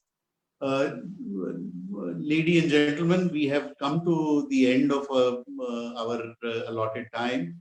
So I would like to thank all three of you for a very, very invigorating discussion. I think there have been some excellent ideas that have come out. I'm sure the Alumni Association will put this together and make some sort of a white paper available so that there can be some future actions that can be taken on that. Thank you very much, Professor Buch, Professor Malhotra, and Professor Chelpur. Thank you very much. Thank you. Take care. You too. Thank you so much, Mr. Gupta, for moderating the sessions, and thank you so much all the panelists for their kind discussion. So once again, I welcome you all to the second panel discussion. And before starting, I would like to tell you all that after the second panel discussion, we'll have the award announcement for the alumni faculty. And this announcement will be made by the President, IIT Delhi Alumni Association. So please, all, we'll have the announcement to make after we conclude with the second panel discussion. So now we'll be starting with the second panel discussion on aligning IIT Delhi Vision 2030 with National Education Policy 2020, the role of faculty and alumni. The moderator of the session is Mr. Sanjeev Narayan. And we have panelists as Mr. Manish Garg, IAS Joint Secretary, Ministry of Education, Professor M. Balakrishnan from IIT Delhi, Dr. Anjan Ray, Director CSIR, Indian Institute of Petroleum. So I welcome all the panelists and the moderator. Mr. Sanjeev Narayan is Senior Engineering Manager, Global Suite Apps, Core Infrastructure and Storage. He is a technology leader with 20 years of progressively responsible experience in technical innovation and managing R&D teams for multi-site, cross-geography product development. He is a BTech in Computer Science, 1988 batch from IIT Delhi. He has his MS and PhD in Computer Science from the University of California. Welcome, Mr. Narayan. We have with us as panelist Mr. Manish Garg. He has his BTech in Electrical Engineering, 1993 batch IIT Delhi, has a master's degree in South Asia and Global Security from King's College London. Since 2015, he has been Joint Secretary in the Ministry of Human Resources and Development, Government of India. Next panelist is Professor M. Balakrishnan. Professor Krishnan is a professor on Lean from the Department of Computer Science and Engineering, IIT Delhi. He is currently Vice Chancellor of a Greenfield Institution of Eminence named Satyabharati Institute of Technology, founded by the Bharati Group. He obtained his BE Honours in Electronics and Electrical Engineering from BITS Pilani in 1977 and his PhD in Electrical Engineering from IIT Delhi in 1985. He has worked as a scientist in CARE, IIT Delhi from 1977 to 85, where he was involved in designing and implementing real-time DSP systems. For past 32 years, he has been involved in teaching and research in areas of digital systems design, electronic design, and embedded systems. He supervised 12 PhDs, 3 MSR, 173 MTech BTech projects, and has published more than 110 conference and journal papers. He has held various positions, teaching positions in universities in Canada, US, and Germany. At IIT Delhi, he's been the Phillips Chair Professor, Head of the Department of Computer Science and Engineering, Dean PGSI and R, Deputy Director Faculty, and Deputy Director Strategy and Planning. At IIT Delhi, he initiated a number of programs and activities to promote startups and outreach to the community. Assistec is a laboratory and research group founded by him along with Professor Rao from Mechanical Engineering. Smart Cane TM is a mobility aid for visually impaired developed by his group. He has been a recipient of 3 national awards, ACM Eugene Lawyer Award, and very recently IIT Delhi's Lifetime Award for his work in the disability space. Very warm welcome, Professor Balakrishnan, to this panel. We have Dr. Anjan Ray, a graduate of IIT Delhi. Dr. Anjan Ray received his doctorate in chemistry from the University of Pennsylvania under the guidance of Nobel laureate Professor Alan. He worked for over 25 years in corporate world in chemistry, chemical industry. His professional interests are in diverse fields such as surfactants, oleochemicals, paints, adhesives, textiles, water treatment, energy efficiency, biofuels, and renewable energy policy. He is the 8th director of CSR's Indian Institute of Petroleum. He has also held the additional charge of Head, Research, Project Planning and Business Development Directorate at headquarters of CSIR. So I welcome everyone to this esteemed panel, and I would now request the moderator, Mr. Narayanan, to take over. Thank you. Thanks a lot. Welcome everybody.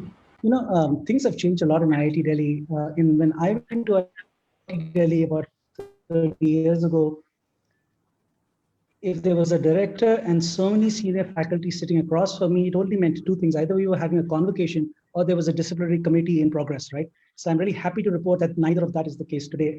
Welcome to this panel, and would like to thank all the 3 panelists who made time to be with us here today. So the topic we are discussing is IIT Delhi Vision 2030 and the National Education Policy 2020, and what role can faculty and alumni play towards furthering both these initiatives. So let me start with Professor Balakrishnan. Professor Balakrishnan, what I would like to ask you is, what are some of the things that we can do or achieve that faculty and we in IIT could do to make progress towards our Vision 2030? So I believe you want to present some slides, and I'll just bring them up. Thanks for this opportunity to talk to the faculty alumni and the alumni. So I think what I thought was I will, because many of the alumni, and I have been with the system for a long time and also had opportunity to lead the institution with many leadership positions. So there's a lot of misunderstanding about where we are. There's also some understanding, there's some misunderstanding. So I thought I would like to just give a picture of what we have done right. The reason that we are here today as an leadership in India is because of certain decisions and certain things that happened. And if we really want to go to the next stage of a global visibility, global leadership, or a global position, what do we need to do? So these are the 2 things that I will just talk about in a few minutes that I have. So Sanju, can you just put on the slide? I'm just bringing it up. Why don't we go ahead? Yeah. So, so the thing is, of course, IIT's got a lot of autonomy, okay, in terms of governance, in terms of finance, in terms of, so that is definitely something which is really has played a major role. Other thing that we all know about is the JEE. We know how great tough the examination have been, and how we have been able to attract the best talent. And more than the fact that this talent came to IIT, the fact that this, many of you joined today, in the people who are faculty at top universities globally and top institutions globally in industry and all. So clearly what they have done have brought a great reputation to IIT. But not many people understand that one of the major differences between IIT and other institutions is the way that the faculty is recruited at IIT. This is one place where a lot of changes have happened. Almost all the people who were recruited at the time when I joined, we were all recruited in absentia. No telephone call, no video conference, no audio conference. They could just take my resume and make me an offer. And this is not just that I was, some type of a superstar and they did it. It was done for almost all my colleagues that were there with me. Most of the engineering faculty were there. They were all there, recruited in absentia. So what it ensured is global experience, people who came in with global experience to these institutions. And that made a huge difference. They brought in new technology, they brought in new ideas, both in education as well as in research. So this was a very major thing that contributed to the governance structure and so on. But on the other hand, we are also in an inflection point. Maybe you couldn't get the slide, I can get it. Yeah, there's a technical problem here. Yeah. Okay, so let me just share this. Yeah, if you can get it. Okay. Apologize for that. Okay, it is. But I think we are in an inflection point in the sense that number of things that we have done actually are, in my opinion, are saturating. We may linearly increase, but unfortunately, linearly increasing, linear growth is not an option for a society like ours. We need to do something much more different than what we have been doing to be able to catch up. Globally, there is an interest in institutions to be globally visible. It's not just in India. So if you look at countries like China, if you look at countries, even in Europe, in Singapore, in Hong Kong, if you look at institutions, the type of investment that has gone in are making them globally visible and scale at a level, scale in terms of quality. I'm not talking of scaling in terms of number of students. Demography may help us. We could scale more in terms of numbers, but clearly in terms of quality. And again, I think Ashutosh mentioned about whether we are making enough investments. As far as IITs are concerned, so we need to have a change. And the change is required in number of things. One of the changes that is required is in our processes, we do not reward performance. Okay, so when I say don't reward performance, we do reward performance in terms of faculty growth. Very fair, people grow in terms of their career, in terms of assistant professor to associate professor to professor in terms of performance. There's no problem with it. Very fair system and very visible system. But in terms of access to resources, for example, leadership positions. So there's also again a talk in the previous panel about leadership. So it's very important that the institutions have to now change the way they operate in terms of giving responsibility to people, not in a very socialistic manner, not in terms of distributing resources across the institution, but in terms of rewarding people who can build centers, who can build research centers. This is our major change that need to happen in terms of, so that you will again start seeing, a lot of faculty empowerment happened for the young faculty across the institutions and across the IT system in the last 20 years. Our young faculty today are a lot more empowered than they were, let's say, 2 or 3 decades back in terms of writing project proposals, in terms of PhD students, in terms of guidance. But unfortunately, for example, if you still take something like a head, okay, head of the department is still considered in IIT to be somebody like a facilitator, not like a visionary, not like a leadership. Unfortunately, the type of changes that are happening in the society, we need the heads of the department to act like leaders, which means that somebody who does well and wants to be an academic leader, he should be access to becoming, the faculty should have a role in deciding, but that he can get his second term, can get his third term, at least build the department in terms of today. The whole system is such that anybody would be ahead for 2 years or at most 3 years. And so many of the crisis problems, new initiatives are not actually being taken. Same thing is happening at the Senate level. Everybody is a member of the Senate who is a professor. And I see a large number of professors who are not even interested in being a Senate member. They don't play any academic leadership role rather than many times a vested interest role. So these are governance structures which need to completely change, where we have to identify people with leadership and give them responsibility rather than giving them to everybody. Second thing I want to talk about is the JEE. JEE, of course, has done an extremely good job and we are all very proud of it. But I think it has run its course. The reason it has run its course is many things that have happened in the JEE system in terms of the type of talent. So there are also other talk about people who are coming in. If you don't have a focus in what type, I think Chilkoti talked about just this ability to do things in a short period of time is what we are testing in terms of these examinations. But what we today need is passion. What we need today is ability to perceive, to be able to really solve the problem that we need.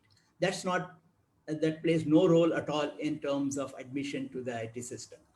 Very objective, very transparent, but on the other hand, the type of people who are coming in today increasingly do not have the same capacity. And the reason that's happening is people come in to disciplines and they're not really interested in pursuing those disciplines. One can say that the same way the JEE was admitting for last 50 years, but the difference was 20 years back when a student used to come in, his focus or her focus was to go for higher education in the top schools in the world. So once he has made it to a certain discipline, though he may have been disappointed that he didn't get a rank to go to another discipline, but once he or she was in the campus, they focused on that particular discipline because that's the only way they can get a good admission and a scholarship in a top university for a PhD program. Today, that's completely absent. Very few students today are wanting to go for higher education. They actually want to go for certain jobs which may not require the skills of the discipline. Having a large number of students who are not interested in the discipline they are studying is not going to create excellence. So we have to look beyond JEE, we have to look beyond the admission process. That of course is more complex, but generally, definitely the internal governance structure can really help in making a big change in terms of the point that we are in. Thank you. This is what I would like to say in the opening remarks. I'm going to ask Manish, he's with the Ministry of HRD. Manish, I was wondering, the NEP is pretty wide ranging, covers all K through 12 and higher education. I was wondering if you could just highlight 2-3 things which are relevant to higher education, mostly towards technical institutes like IIT Delhi, some of the features of NEP or some changes, major changes that they're proposing.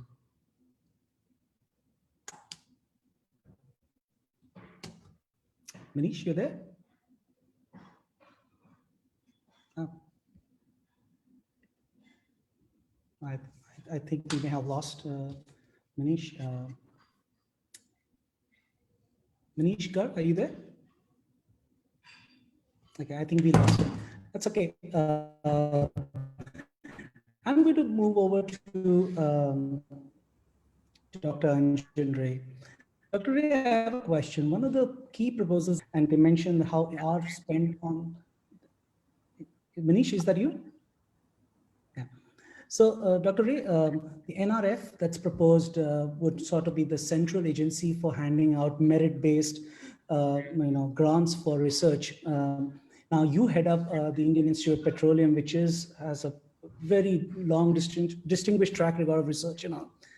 How would you be able to? How would alumni and faculty from technical institutes and related science fields be able to engage under a National Research Foundation structure, right? For example, what could the Indian Institute of Petroleum, for example, or IIT Delhi do differently, or alumni get more engaged to actually line with principles of the National Research Foundation? So, Dr. Narayan, thank you. I see that Mr. Manish Garg is back.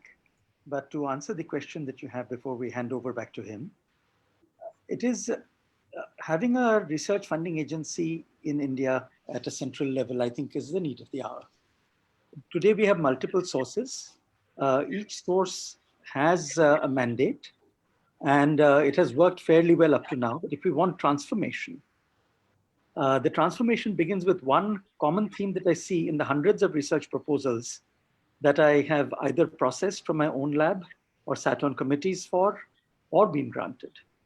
In our country, unlike what I see in almost all the developed countries in my years of experience working abroad and with foreign entities, activities are written as objectives. So you'll see research programs saying that the objective of my project is to build an algal farm, or the objective of my project is to build a device, or the objective of my project is to study AI for the purposes of developing an algorithm in, let's say, healthcare.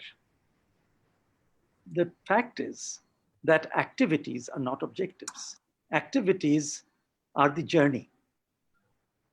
Research should be only funded for the destination, for the milestones.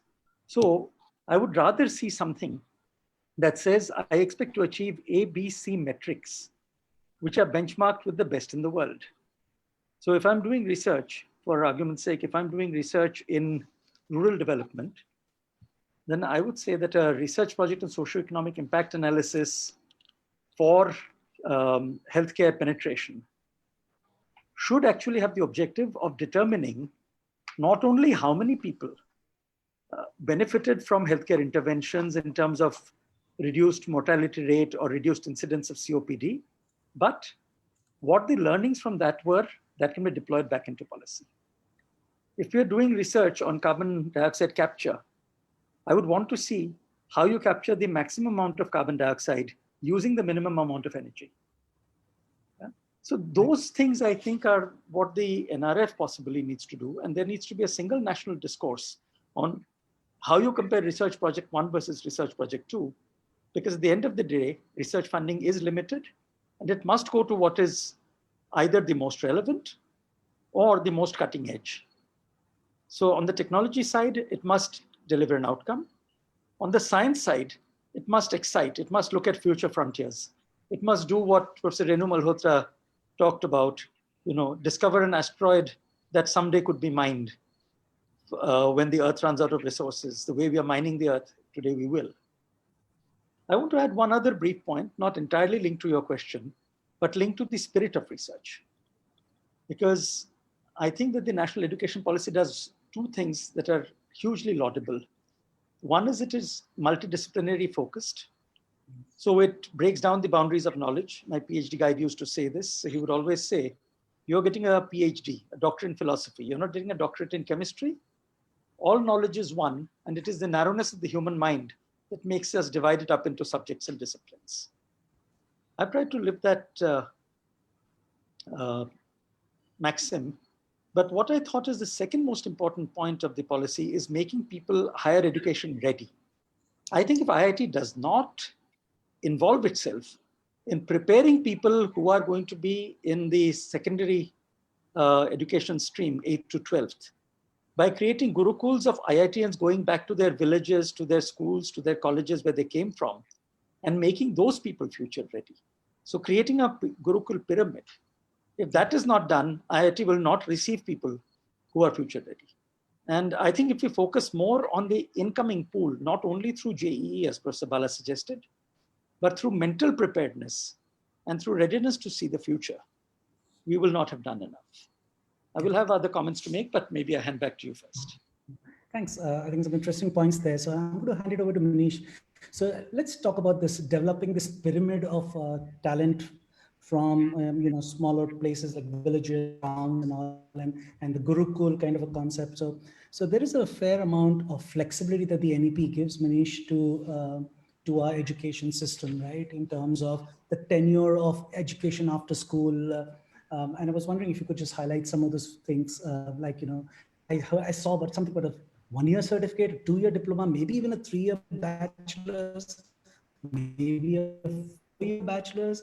There's a fair amount of flexibility, right? So if you could explain some of the motivation behind that and what kind of flexibility institutes will have to do these kinds of smaller programs, smaller duration programs. Yeah, good evening, everyone. I hope you can hear me now. Yes, we can. Yeah.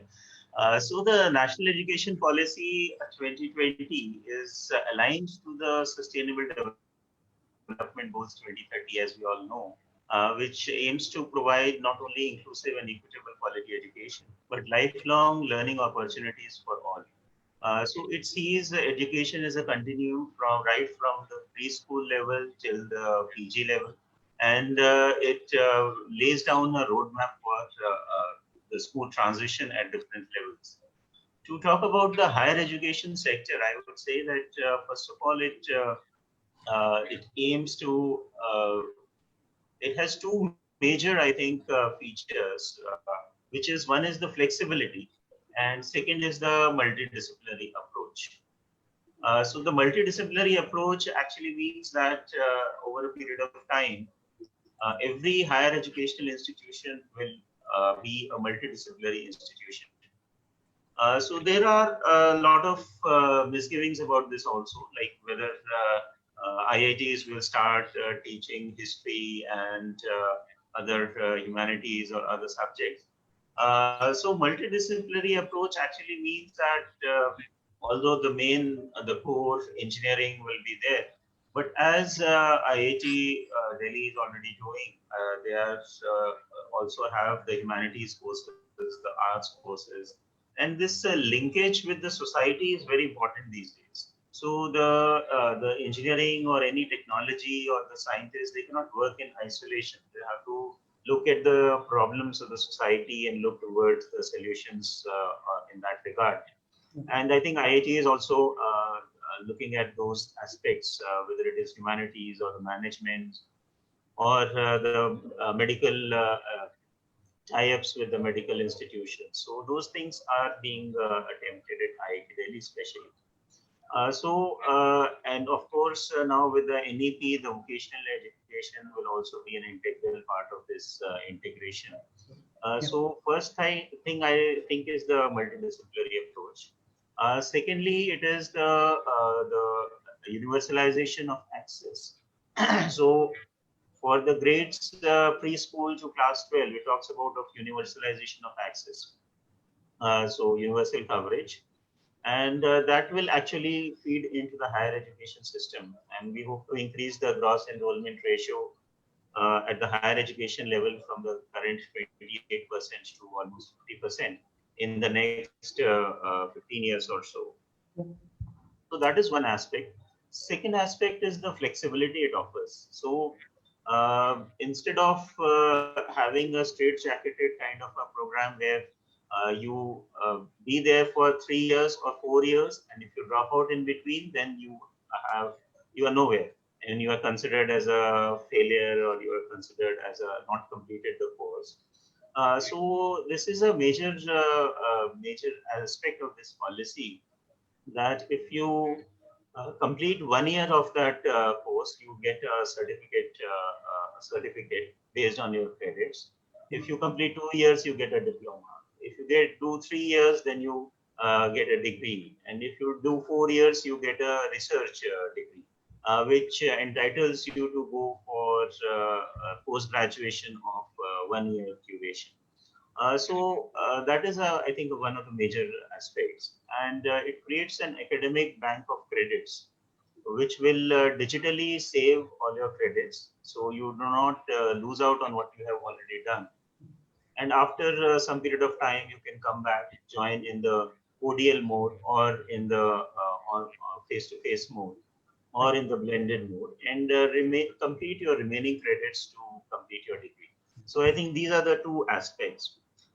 Then thirdly, I feel is the aspect of internationalization. So we've been talking a lot about India's institutions rankings worldwide, or we have been talking about whether a large number of Indian students going outside to get foreign degrees. So this policy aims at internationalization, make India a global study destination, so that maximum number of students actually start coming to India for gaining the knowledge, or the and that will also contribute to the talent pool, and to the multi-disciplinary approach, as well as the multi-ethnic and multi-racial approach. So that will definitely, I think, help the overall outcomes of the higher education. Even the top 100 foreign universities, they are being allowed to set up campus in India based on a legislative framework. So these are some of the aspects. Then the policy also aims that the faculty will be given more flexibility in designing their curricular and pedagogical approaches. So let's hold that thought off, because I have a discussion, a topic around that. But one of the things that you mentioned, Manish, it seems, and there are some questions on the chat, that the kinds of changes that NEP is proposing, the kinds of changes we want to do at IIT Delhi, and Professor Balakrishnan alluded to the need for leaders and really efficient administrators.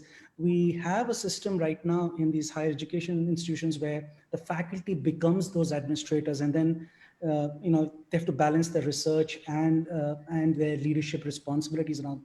So the question to the panelists is, and any of you first, how do we manage the growth that's required, in managing scale, the new kind of curriculum development, the new kinds of institutions, new kinds of degree programs, all of them put together? Other institutions, is the government, is IIT Delhi ready to perhaps involve alumni who have gone for MBA and invite them back as administrators, like we have in the US? There is a whole, talent pool of very good administrators, maybe one-time faculty members, but not completely into administration. How do we manage that? And how do we engage with the alumni and even nudge efficient faculty to be a go more towards administration? How could we do that, right? Would you like me to take this question? Please, Professor Balakrishnan, go ahead. So, you see, one of the things that we are really done poorly is in terms of staffing. Okay, so faculty, we have done a great thing in terms of being very flexible. And as I told you, many changes actually. I don't have time to list all of them. But in terms of the staff support system, the administration that we have is a very, very completely is a system which we take it from the government. And this essentially means that the career growths are slow. There is no incentives. The structures are completely like, even in terms of recruitment, there are lots of constraints which comes in any government system. So that's really a bottleneck today in terms of, because if you look at even the better private institutions that are coming up in India, where, you know, Pawar talked about philanthropic institutions. So they actually try to get professional managers into the system. We don't have actually any method of getting professional managers. There is a need to change, and I think it is going to be a complex thing, because these are things which are governed by government regulations which are applicable across the board. So, but unless this changes, scaling is very hard, because as you said, a lot of things in IITs are done by faculty it could actually be better be done by administrators. And especially if faculty are going to hold those positions for just 3 years, then everybody is learning on the job. Most of the time people come in and just learn for the job. There's no experience that actually gets created in. So that's definitely a challenge that we need to change. Right. The other question I have is the NEP talks about opening up online learning, online distance learning. I think ODL is the phrase they use. And I'm wondering, this question is for you, Dr. Ray, is, online learning to date has been limited to one-on-one tutoring. We see these ads for apps and using Zoom to do instruction in the times of COVID, right? But what are some of the innovations that might be needed? And does this open up a lot of opportunities for alumni to do startups and stuff like that, and innovation in online distance learning, so that you can take the standards of people who know the technology and know the subject matter to take it at scale across to all the other institutions that may be set up or are already there, right? I think it's a great question. We can start by looking at these concepts of already open learning that exist in the global ecosystem like Coursera. I've myself taken courses. And I think online learning is the bridge between the open school and open university system today and the physical university system today. That is what has been demonstrated. I think it would be great if IIT Delhi and other IITs, and like we already do in our institutes, if we mentor other institutes which may not have the same infrastructure with online courses, make them partners in our courses, take the education level down to places that don't have the benefit of this infrastructure physically. That is the first thing. The second is, and this is a personal experience, I spent some time wandering the hinterland of India, understanding education once upon a time, many years ago. And I came into this little village. It is in a district called Dindori in Madhya Pradesh. In a 100-kilometer radius, there are no cows, so there is no milk in this village. And in that, I walked to the school. It was a hot day, and I needed water, so I took out my portable water filter, started pumping water from the tube well into the filter, and 20 urchins surrounded me trying to see what I was doing. I spent half the day explaining it to them, and the teacher said to me, "We have never seen this. How do we teach? We have never seen a telescope. How do we make our students competitive with those in cities?" I think a key to online learning is to somehow transmit online laboratories, online experiential sense to those who cannot reach the infrastructure. And I think there's a great, great opportunity here for places like IIT. Again, in the catchment first, but also in the peer group, in the other colleges that may not have access to the facilities. Oh, that's nice. So Manish, do you think the government of India under NEP? I think this regarding this ODL. So ODL actually is open distance learning, and online MOOCs offers a great opportunity. And there has been some change in policy also, that the colleges and the universities, they can, whoever is authorized can offer up to 40% of their credits through the online platform. So that is of course, a great opportunity. And the MOOCs is the SWAYAM platform has already been launched by Government of India also, which has a large number of courses, good quality courses. Right. For the, as Mr. Anjan Ray was saying, the virtual labs are also available on the Diksha platform, especially for the schools, and through the O Labs, which has been developed by CDAC. So virtual labs, of course, is the way forward, and I think the alumni and faculty can definitely contribute a lot in creating content, not only for the colleges, but for the schools also. Yep. We need good quality content, the virtual labs, the digital resources for the sciences and other studies, for schools as well. Even for foundational learning, it is required, this kind of a very nice and interesting and which a more experiential kind of digital content that is definitely required, where the alumni and the faculty can contribute in a big way. So my last question, I think we started a little late, so I'll go a little late, but this is the last question. You know, the NEP talks a lot about tying education to entrepreneurship and continuous learning. Vision 3030 talks a lot about, Vision 2030 for IIT Delhi does talk about entrepreneurship, incubators and stuff like that. But one of the things I see at IIT is that we have a some few departments offering part-time courses. Very few offer continuing learning opportunities. So if I just want to go, I'm not a computer science person, but I'm interested in artificial intelligence. I just want to do a 4 course. That's today not.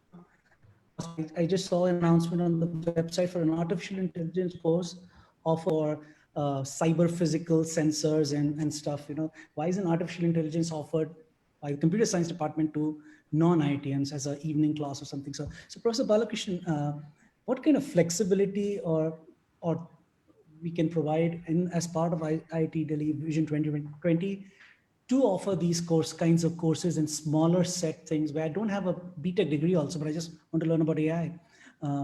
And it would fit in very well with the with what is there in the NEP also, you know, encouraging continuous learning, professional development even after graduation or just while I'm on the job, right? See, actually there is no restriction. Actually, IIT Madras has this year started a new program, which is an MS program. It's an online program. I think the conditions, the reason it's not expanding is something different. You know, the class sizes have expanded within the institute. There is a fair amount of teaching responsibility that has come to the faculty, and the focus of the institution is on research. So the people who are in, for example, you know, I was the one who sort of steered this School of AI proposal, and one of the interesting thing was there's a huge demand for online learning in AI. So why not we create online programs? Very structured programs, you know, even before this, similar to what NEP talks about, we said that it should be very paramedical. You could get a certificate, you can get a diploma, and then you can get a degree depending on how many credits you take. But the problem is it's very difficult to persuade faculty to actually spend time doing more teaching. This is really the challenge. Volume is low, incentive structures are not in place. Even the institution, see, if you look at MBA management schools, for them, this is a big revenue stream. So they all have executive programs. For an institution like ours, this is not a very big revenue stream because, you know, the expenses and everything is very high. So there has to be a very different incentive structure to be in place for people to expand. And of course, our faculty size needs to expand in this area. So it's not a structural problem. It's a structural problem, not a problem in terms of any policy or anything. So we can do it, and government allows us to do it. It's more a problem, you know. On the ground, there are no stakeholders in faculty to do it. Dr. Ray, any thoughts on that before we close the panel in the interest of time? I think that perhaps I will reflect on that by going back to what it was in our time when we studied at IIT and what it is now. When we studied at IIT, our teachers were the sources of knowledge.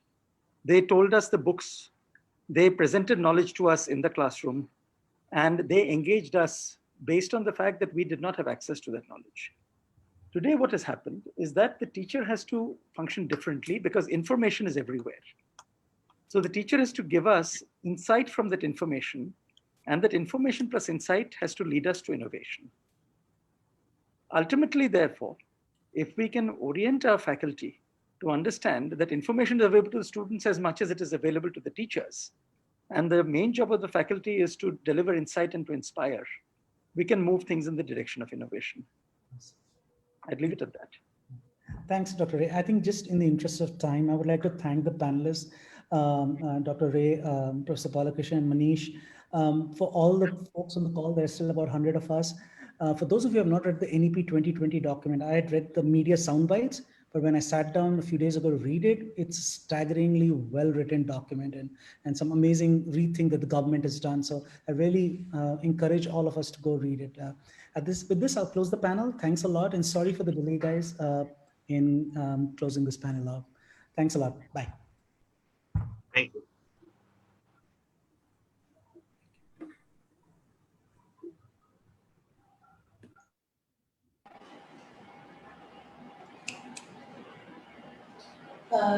Thank you so much, Mr. Moderator, Mr. Narayan, panelist, Mr. Garg, Professor Balakrishnan, and Dr. Ray.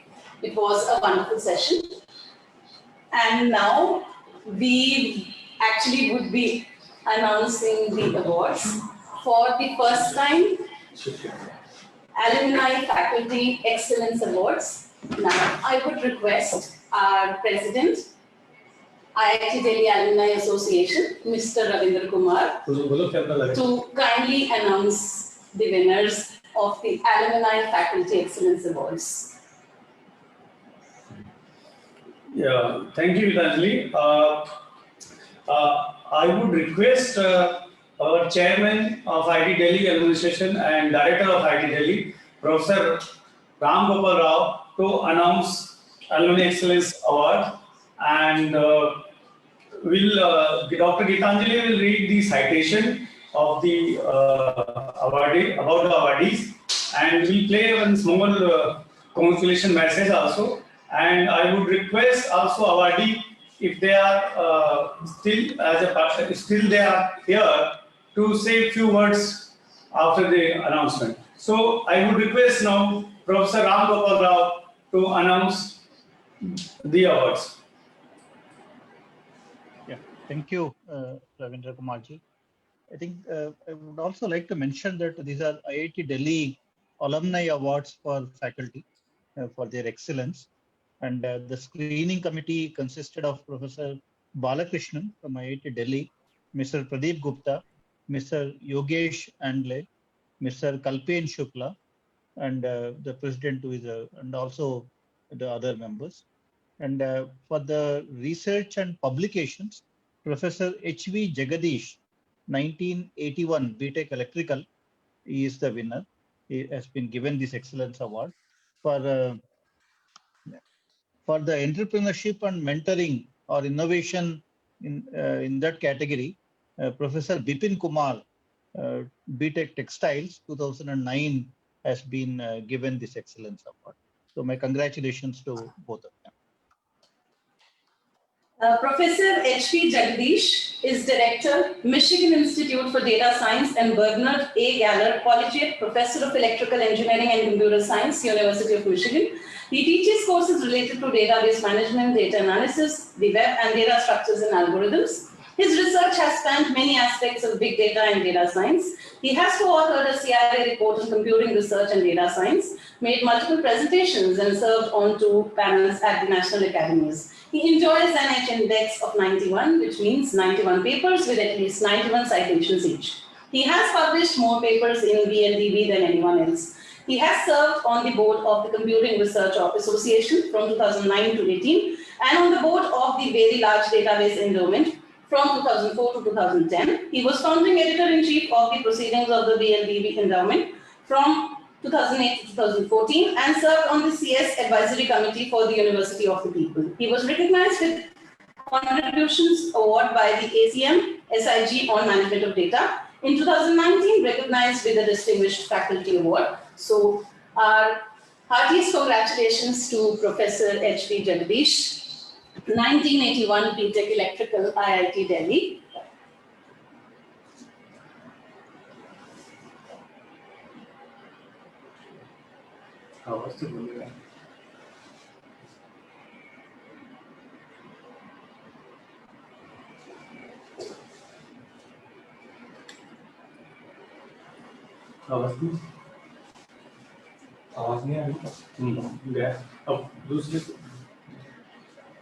Dr. Vipin Kumar, 2009 BTech Textile, for his contribution to entrepreneurship and mentoring.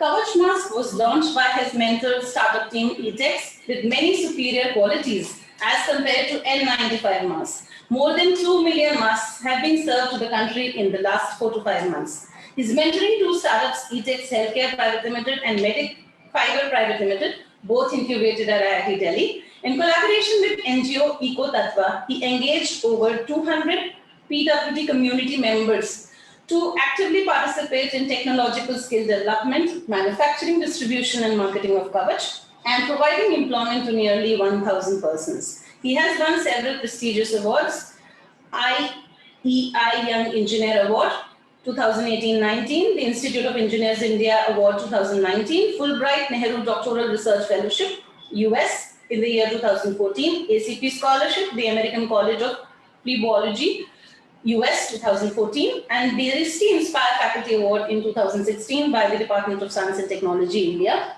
Once again, a very, very warm congratulations to Dr. Vipin Kumar. Now I will request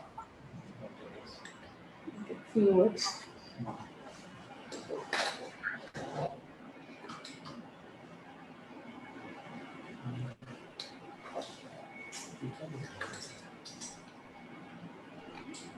Should I say? Yeah. Now I would request Dr. Vipin Kumar to say a few words. Thank you, IIT Delhi Alumni Association, for organizing such a wonderful event. It's a privilege to listen to all the experts and panelists for sharing their experience and vision for this country. I would like to give my sincere thanks to all the panelists who have selected me for this award. The attitude that we learn in the IIT culture and the alumni's achievements are the one who always inspire us to do more and more and make an impactful thing. My all credit for this award goes to my students, who has always been a source of motivation for me. I always wanted to be a good teacher first. When I joined IIT Delhi in 2017, I worked hard for my teaching, and the first batch actually I got the best teacher award. And then that actually changed because there are a lot of inspirations and a lot of ideas actually started coming from the students. And then I actually decided now this is the time I think we should make up with a team, because the kind of ideas that you learn from your BTechs and undergraduate students are really outstanding. And we really worked hard for last 2 years. And COVID-19 was just a blessing in disguise. Being a textile engineer, I personally found like this is the best time I think we should do and make an impact to the country. So when this N95 price was skyrocketing, mask was in shortage, and everywhere it locked down, then we at the time we should really work hard. And thanks to Professor Rao and all deans, faculties, and administration, they allowed me to work in the research lab during the night, and we somehow able to make some masks and at a very, very affordable price. And then everything got changed. It got very good media attentions. The students were really very excited to launch such products. Many new products actually they are also launching, and all such started because of the culture that is there in the IIT. I think a lot of support system is there. It is only that we have to give more and more facilities to these students. I think personally, since because it's a teacher day, and my only suggestions to IIT administration is to focus more on practicals, because this is where if we really want to make an impact with the students, we really let their hand work, not the mind, because engineering comes from the hand-on experience with the practical. So when I joined as a faculty, my whole 1 year was to install new machines, connecting with the local resources, taking students to the nearby companies. So until unless if they do not work as engineers, we as an engineer, we cannot have always white collar job. We need to somehow make the dirty out of, the hand has to be dirty actually. So all the students actually, when they started getting more and more practical oriented, then a lot of technologies will come out. So I think IT administration are really taking a lot of efforts in this direction. And I still have 30 years of innings to play and serve this IIT. And I hope many more faculties will also join this club, and more young entrepreneurs would come from this institute. Once again, thank you IITD Alumni Association for selecting me for this award. Thank you very much. Yeah, congratulations to Mr. I.P. Jagdish and Dr. Vipin Kumar. And we are very proud and happy that you got the first time we have started this awards. And thank you. I must thank Dr. Ram Gopal Rao also that he has announced the award on behalf of IIT Delhi Alumni Association. So congratulations to Mr. I.P. Jagdish and Mr. Vipin Kumar, and thank you, Professor Rao, for announcing the award on behalf of IIT Delhi Alumni Association. Thank you, and congratulations to all. Now, Dr. Gitanjali, please take the section. Thank you. So once again, heartiest congratulations to Professor Jagdish and Dr. Vipin Kumar on behalf of the associations and the office bearer teams. We once again congratulate you, and thank you so much, Professor Rao, for the support. Without your presence, it would not have been possible. Thank you so much, sir, Professor Rao. So now, we would like to conclude. So for concluding and closing remarks, I would like to invite Mr. Kalpin Shukla, Convener, National City Chapters, IIT Delhi Alumni Association. Mr. Shukla has a BTech in Chemical Engineering from 1984 batch.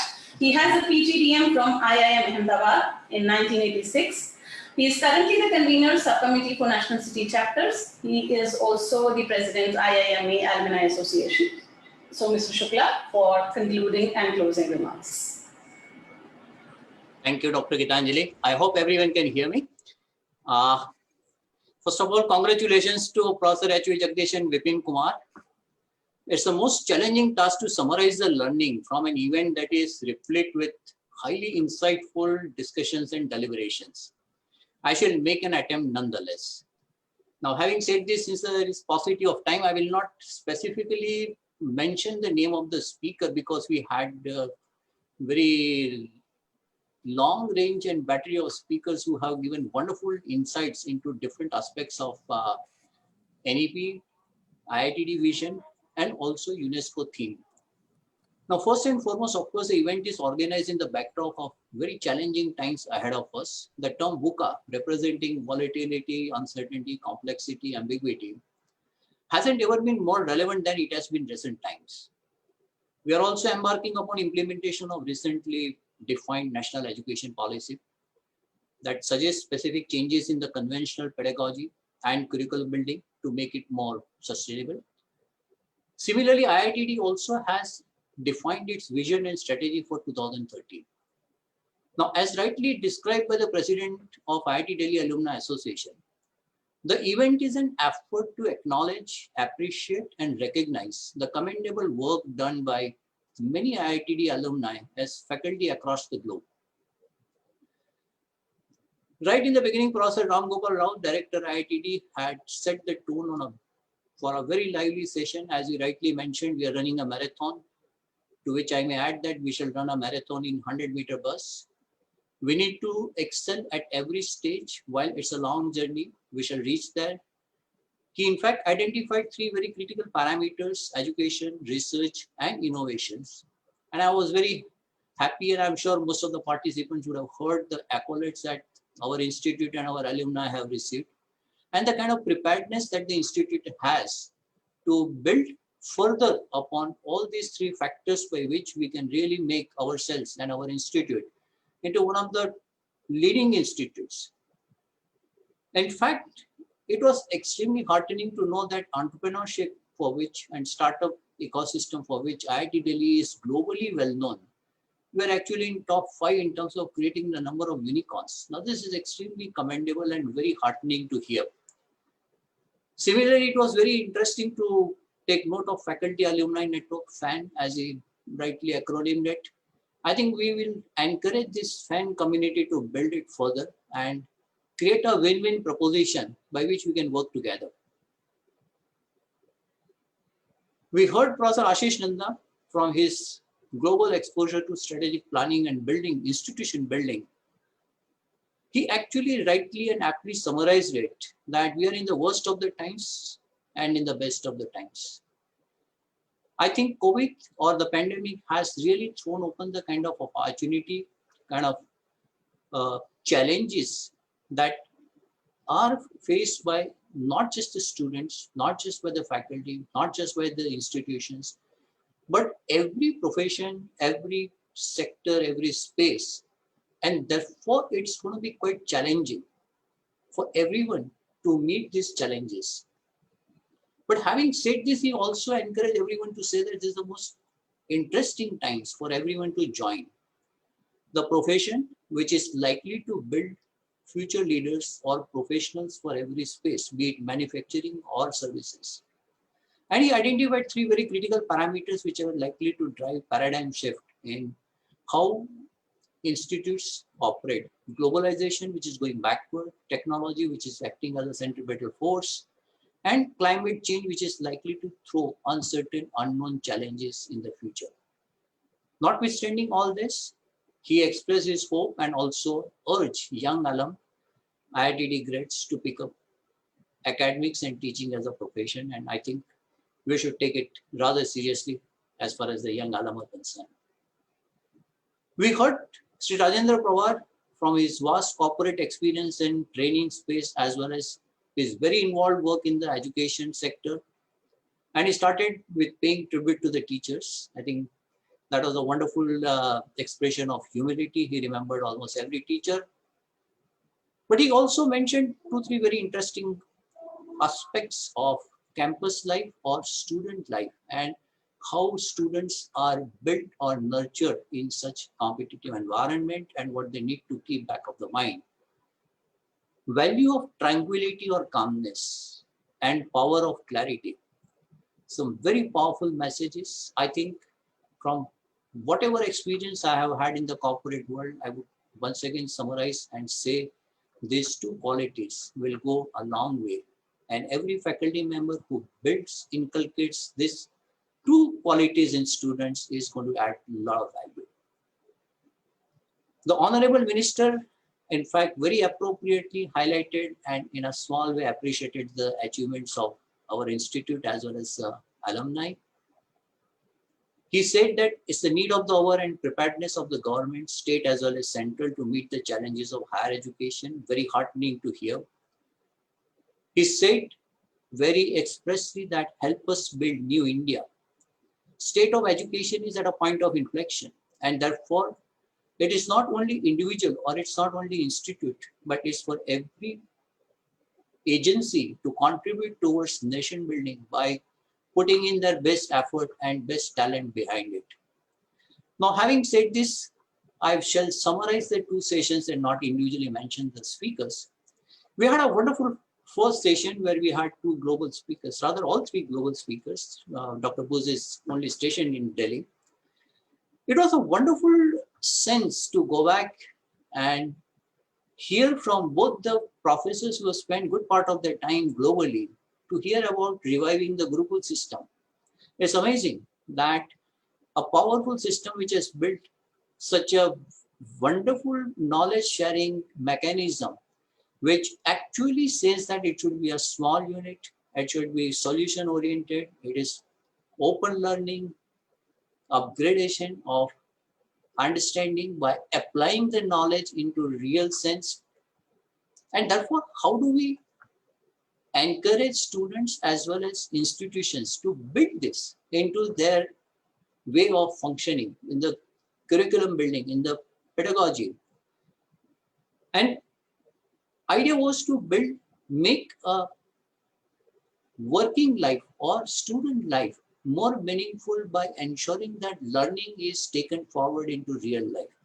And this is something which probably would be relevant for every student or every alumni or every faculty who wishes to contribute towards nation building.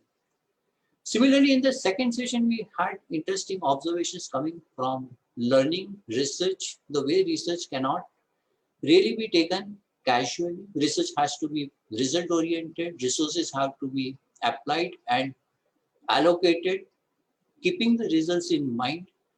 And we also have very clear guidelines available in NEP that we need a smooth transition at every level. We need to focus on flexibility. We need to focus on multidisciplinary institute. We need to have universalization of access to education. I think all put together, it's a paradigm shift in what we have understood till now, what we have seen till now, and what we probably were used to till now. It's going to change. And we all have a role to play. More so, the faculty will have a larger role to play. And therefore, world critically needs transformational leaders in every space at every level, be it for industry, for services, everywhere.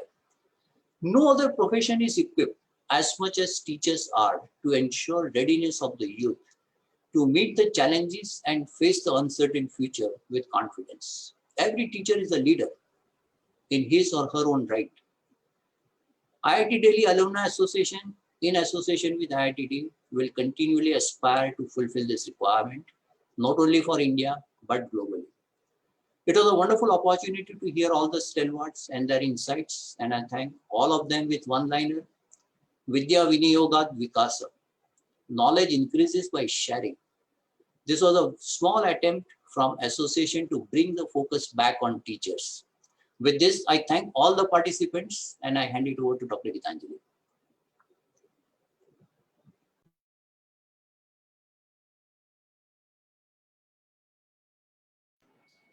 Thank you so much, Mr. Shukla. And it was a lot of pains and troubles and a lot of hard efforts on your part that actually, along with the president, which actually shaped this event in its current shape today. So thank you so much once again. And now I would like to invite for vote of thanks, Ms. Jyotsna Chudbareja. She is our secretary.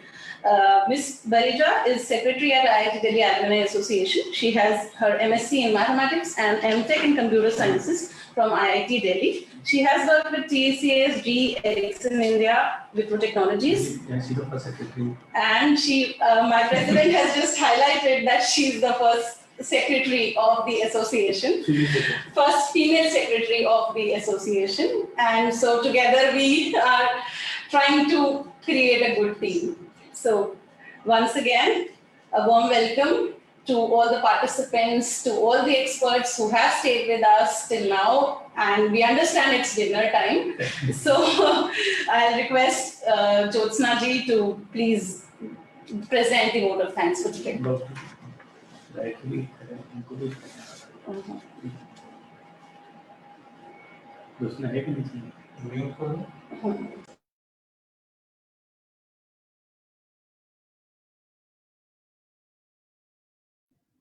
Jyotsna, I think you're muted. Oh, thank you.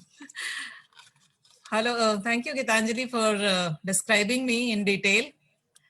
For this vote of thanks, I would first of all like to thank you, Professor Rao, who is chairman of our IITDAA and director of IIT Delhi. Then I would like to thank you, our president, Ravinder ji, who has taken the initiative to start this event. That's how we could organize it and make the plans from last 2 weeks. I know Kalpen, Gitanjali, myself, Ravinder ji, Sudhir, we are all planning and organizing it to bring together all the panelists and all the speakers.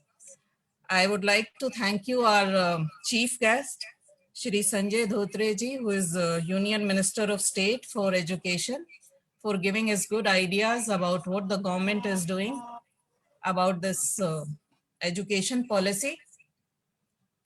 Then I would like to thank you, Dr. Rashid Nanda, who has taken out the time and given us his insights about this topic. Then I would like to thank you, Mr. Rajendra S. Pawar, who is chairman of NIIT. Thank you for coming here and giving us your insights and thanking all the teachers and what all they taught you in your time. Then I would like to thank you all the first panelist, Mr. Pradeep Gupta, who has moderated the discussion with Professor Ashutosh Chilkoti, Professor Renu Malhotra, and Dr. Rambuj, Chief of UNESCO. The discussion was really going well. I hope all the alumni, they have enjoyed it and learned a lot about it. Then I would like to thank you, our second panelist, the moderator, Mr. Sanjeev Narayan, for moderating it well, and Professor Bala, Mr. Manish Garg, and Mr. Ranjan Ray for taking out the time and discussing and giving all the details what is being done. Thank you all. Now I would like to congratulate all the winners, Professor H.V. Jagdish and Dr. Bipin Kumar. Thank you everyone. Thank you Gitanjali for moderating it. Thank you all. Thank you all the staff of IITDAA office also who have taken out all the time day and night to organize it. Thank you everyone. Thank you all the alumni who have joined this session also to listen to us. Thank you. Thank you everyone. Thank you. Bye-bye. Bye. Bye. Good night. Yeah. Good night.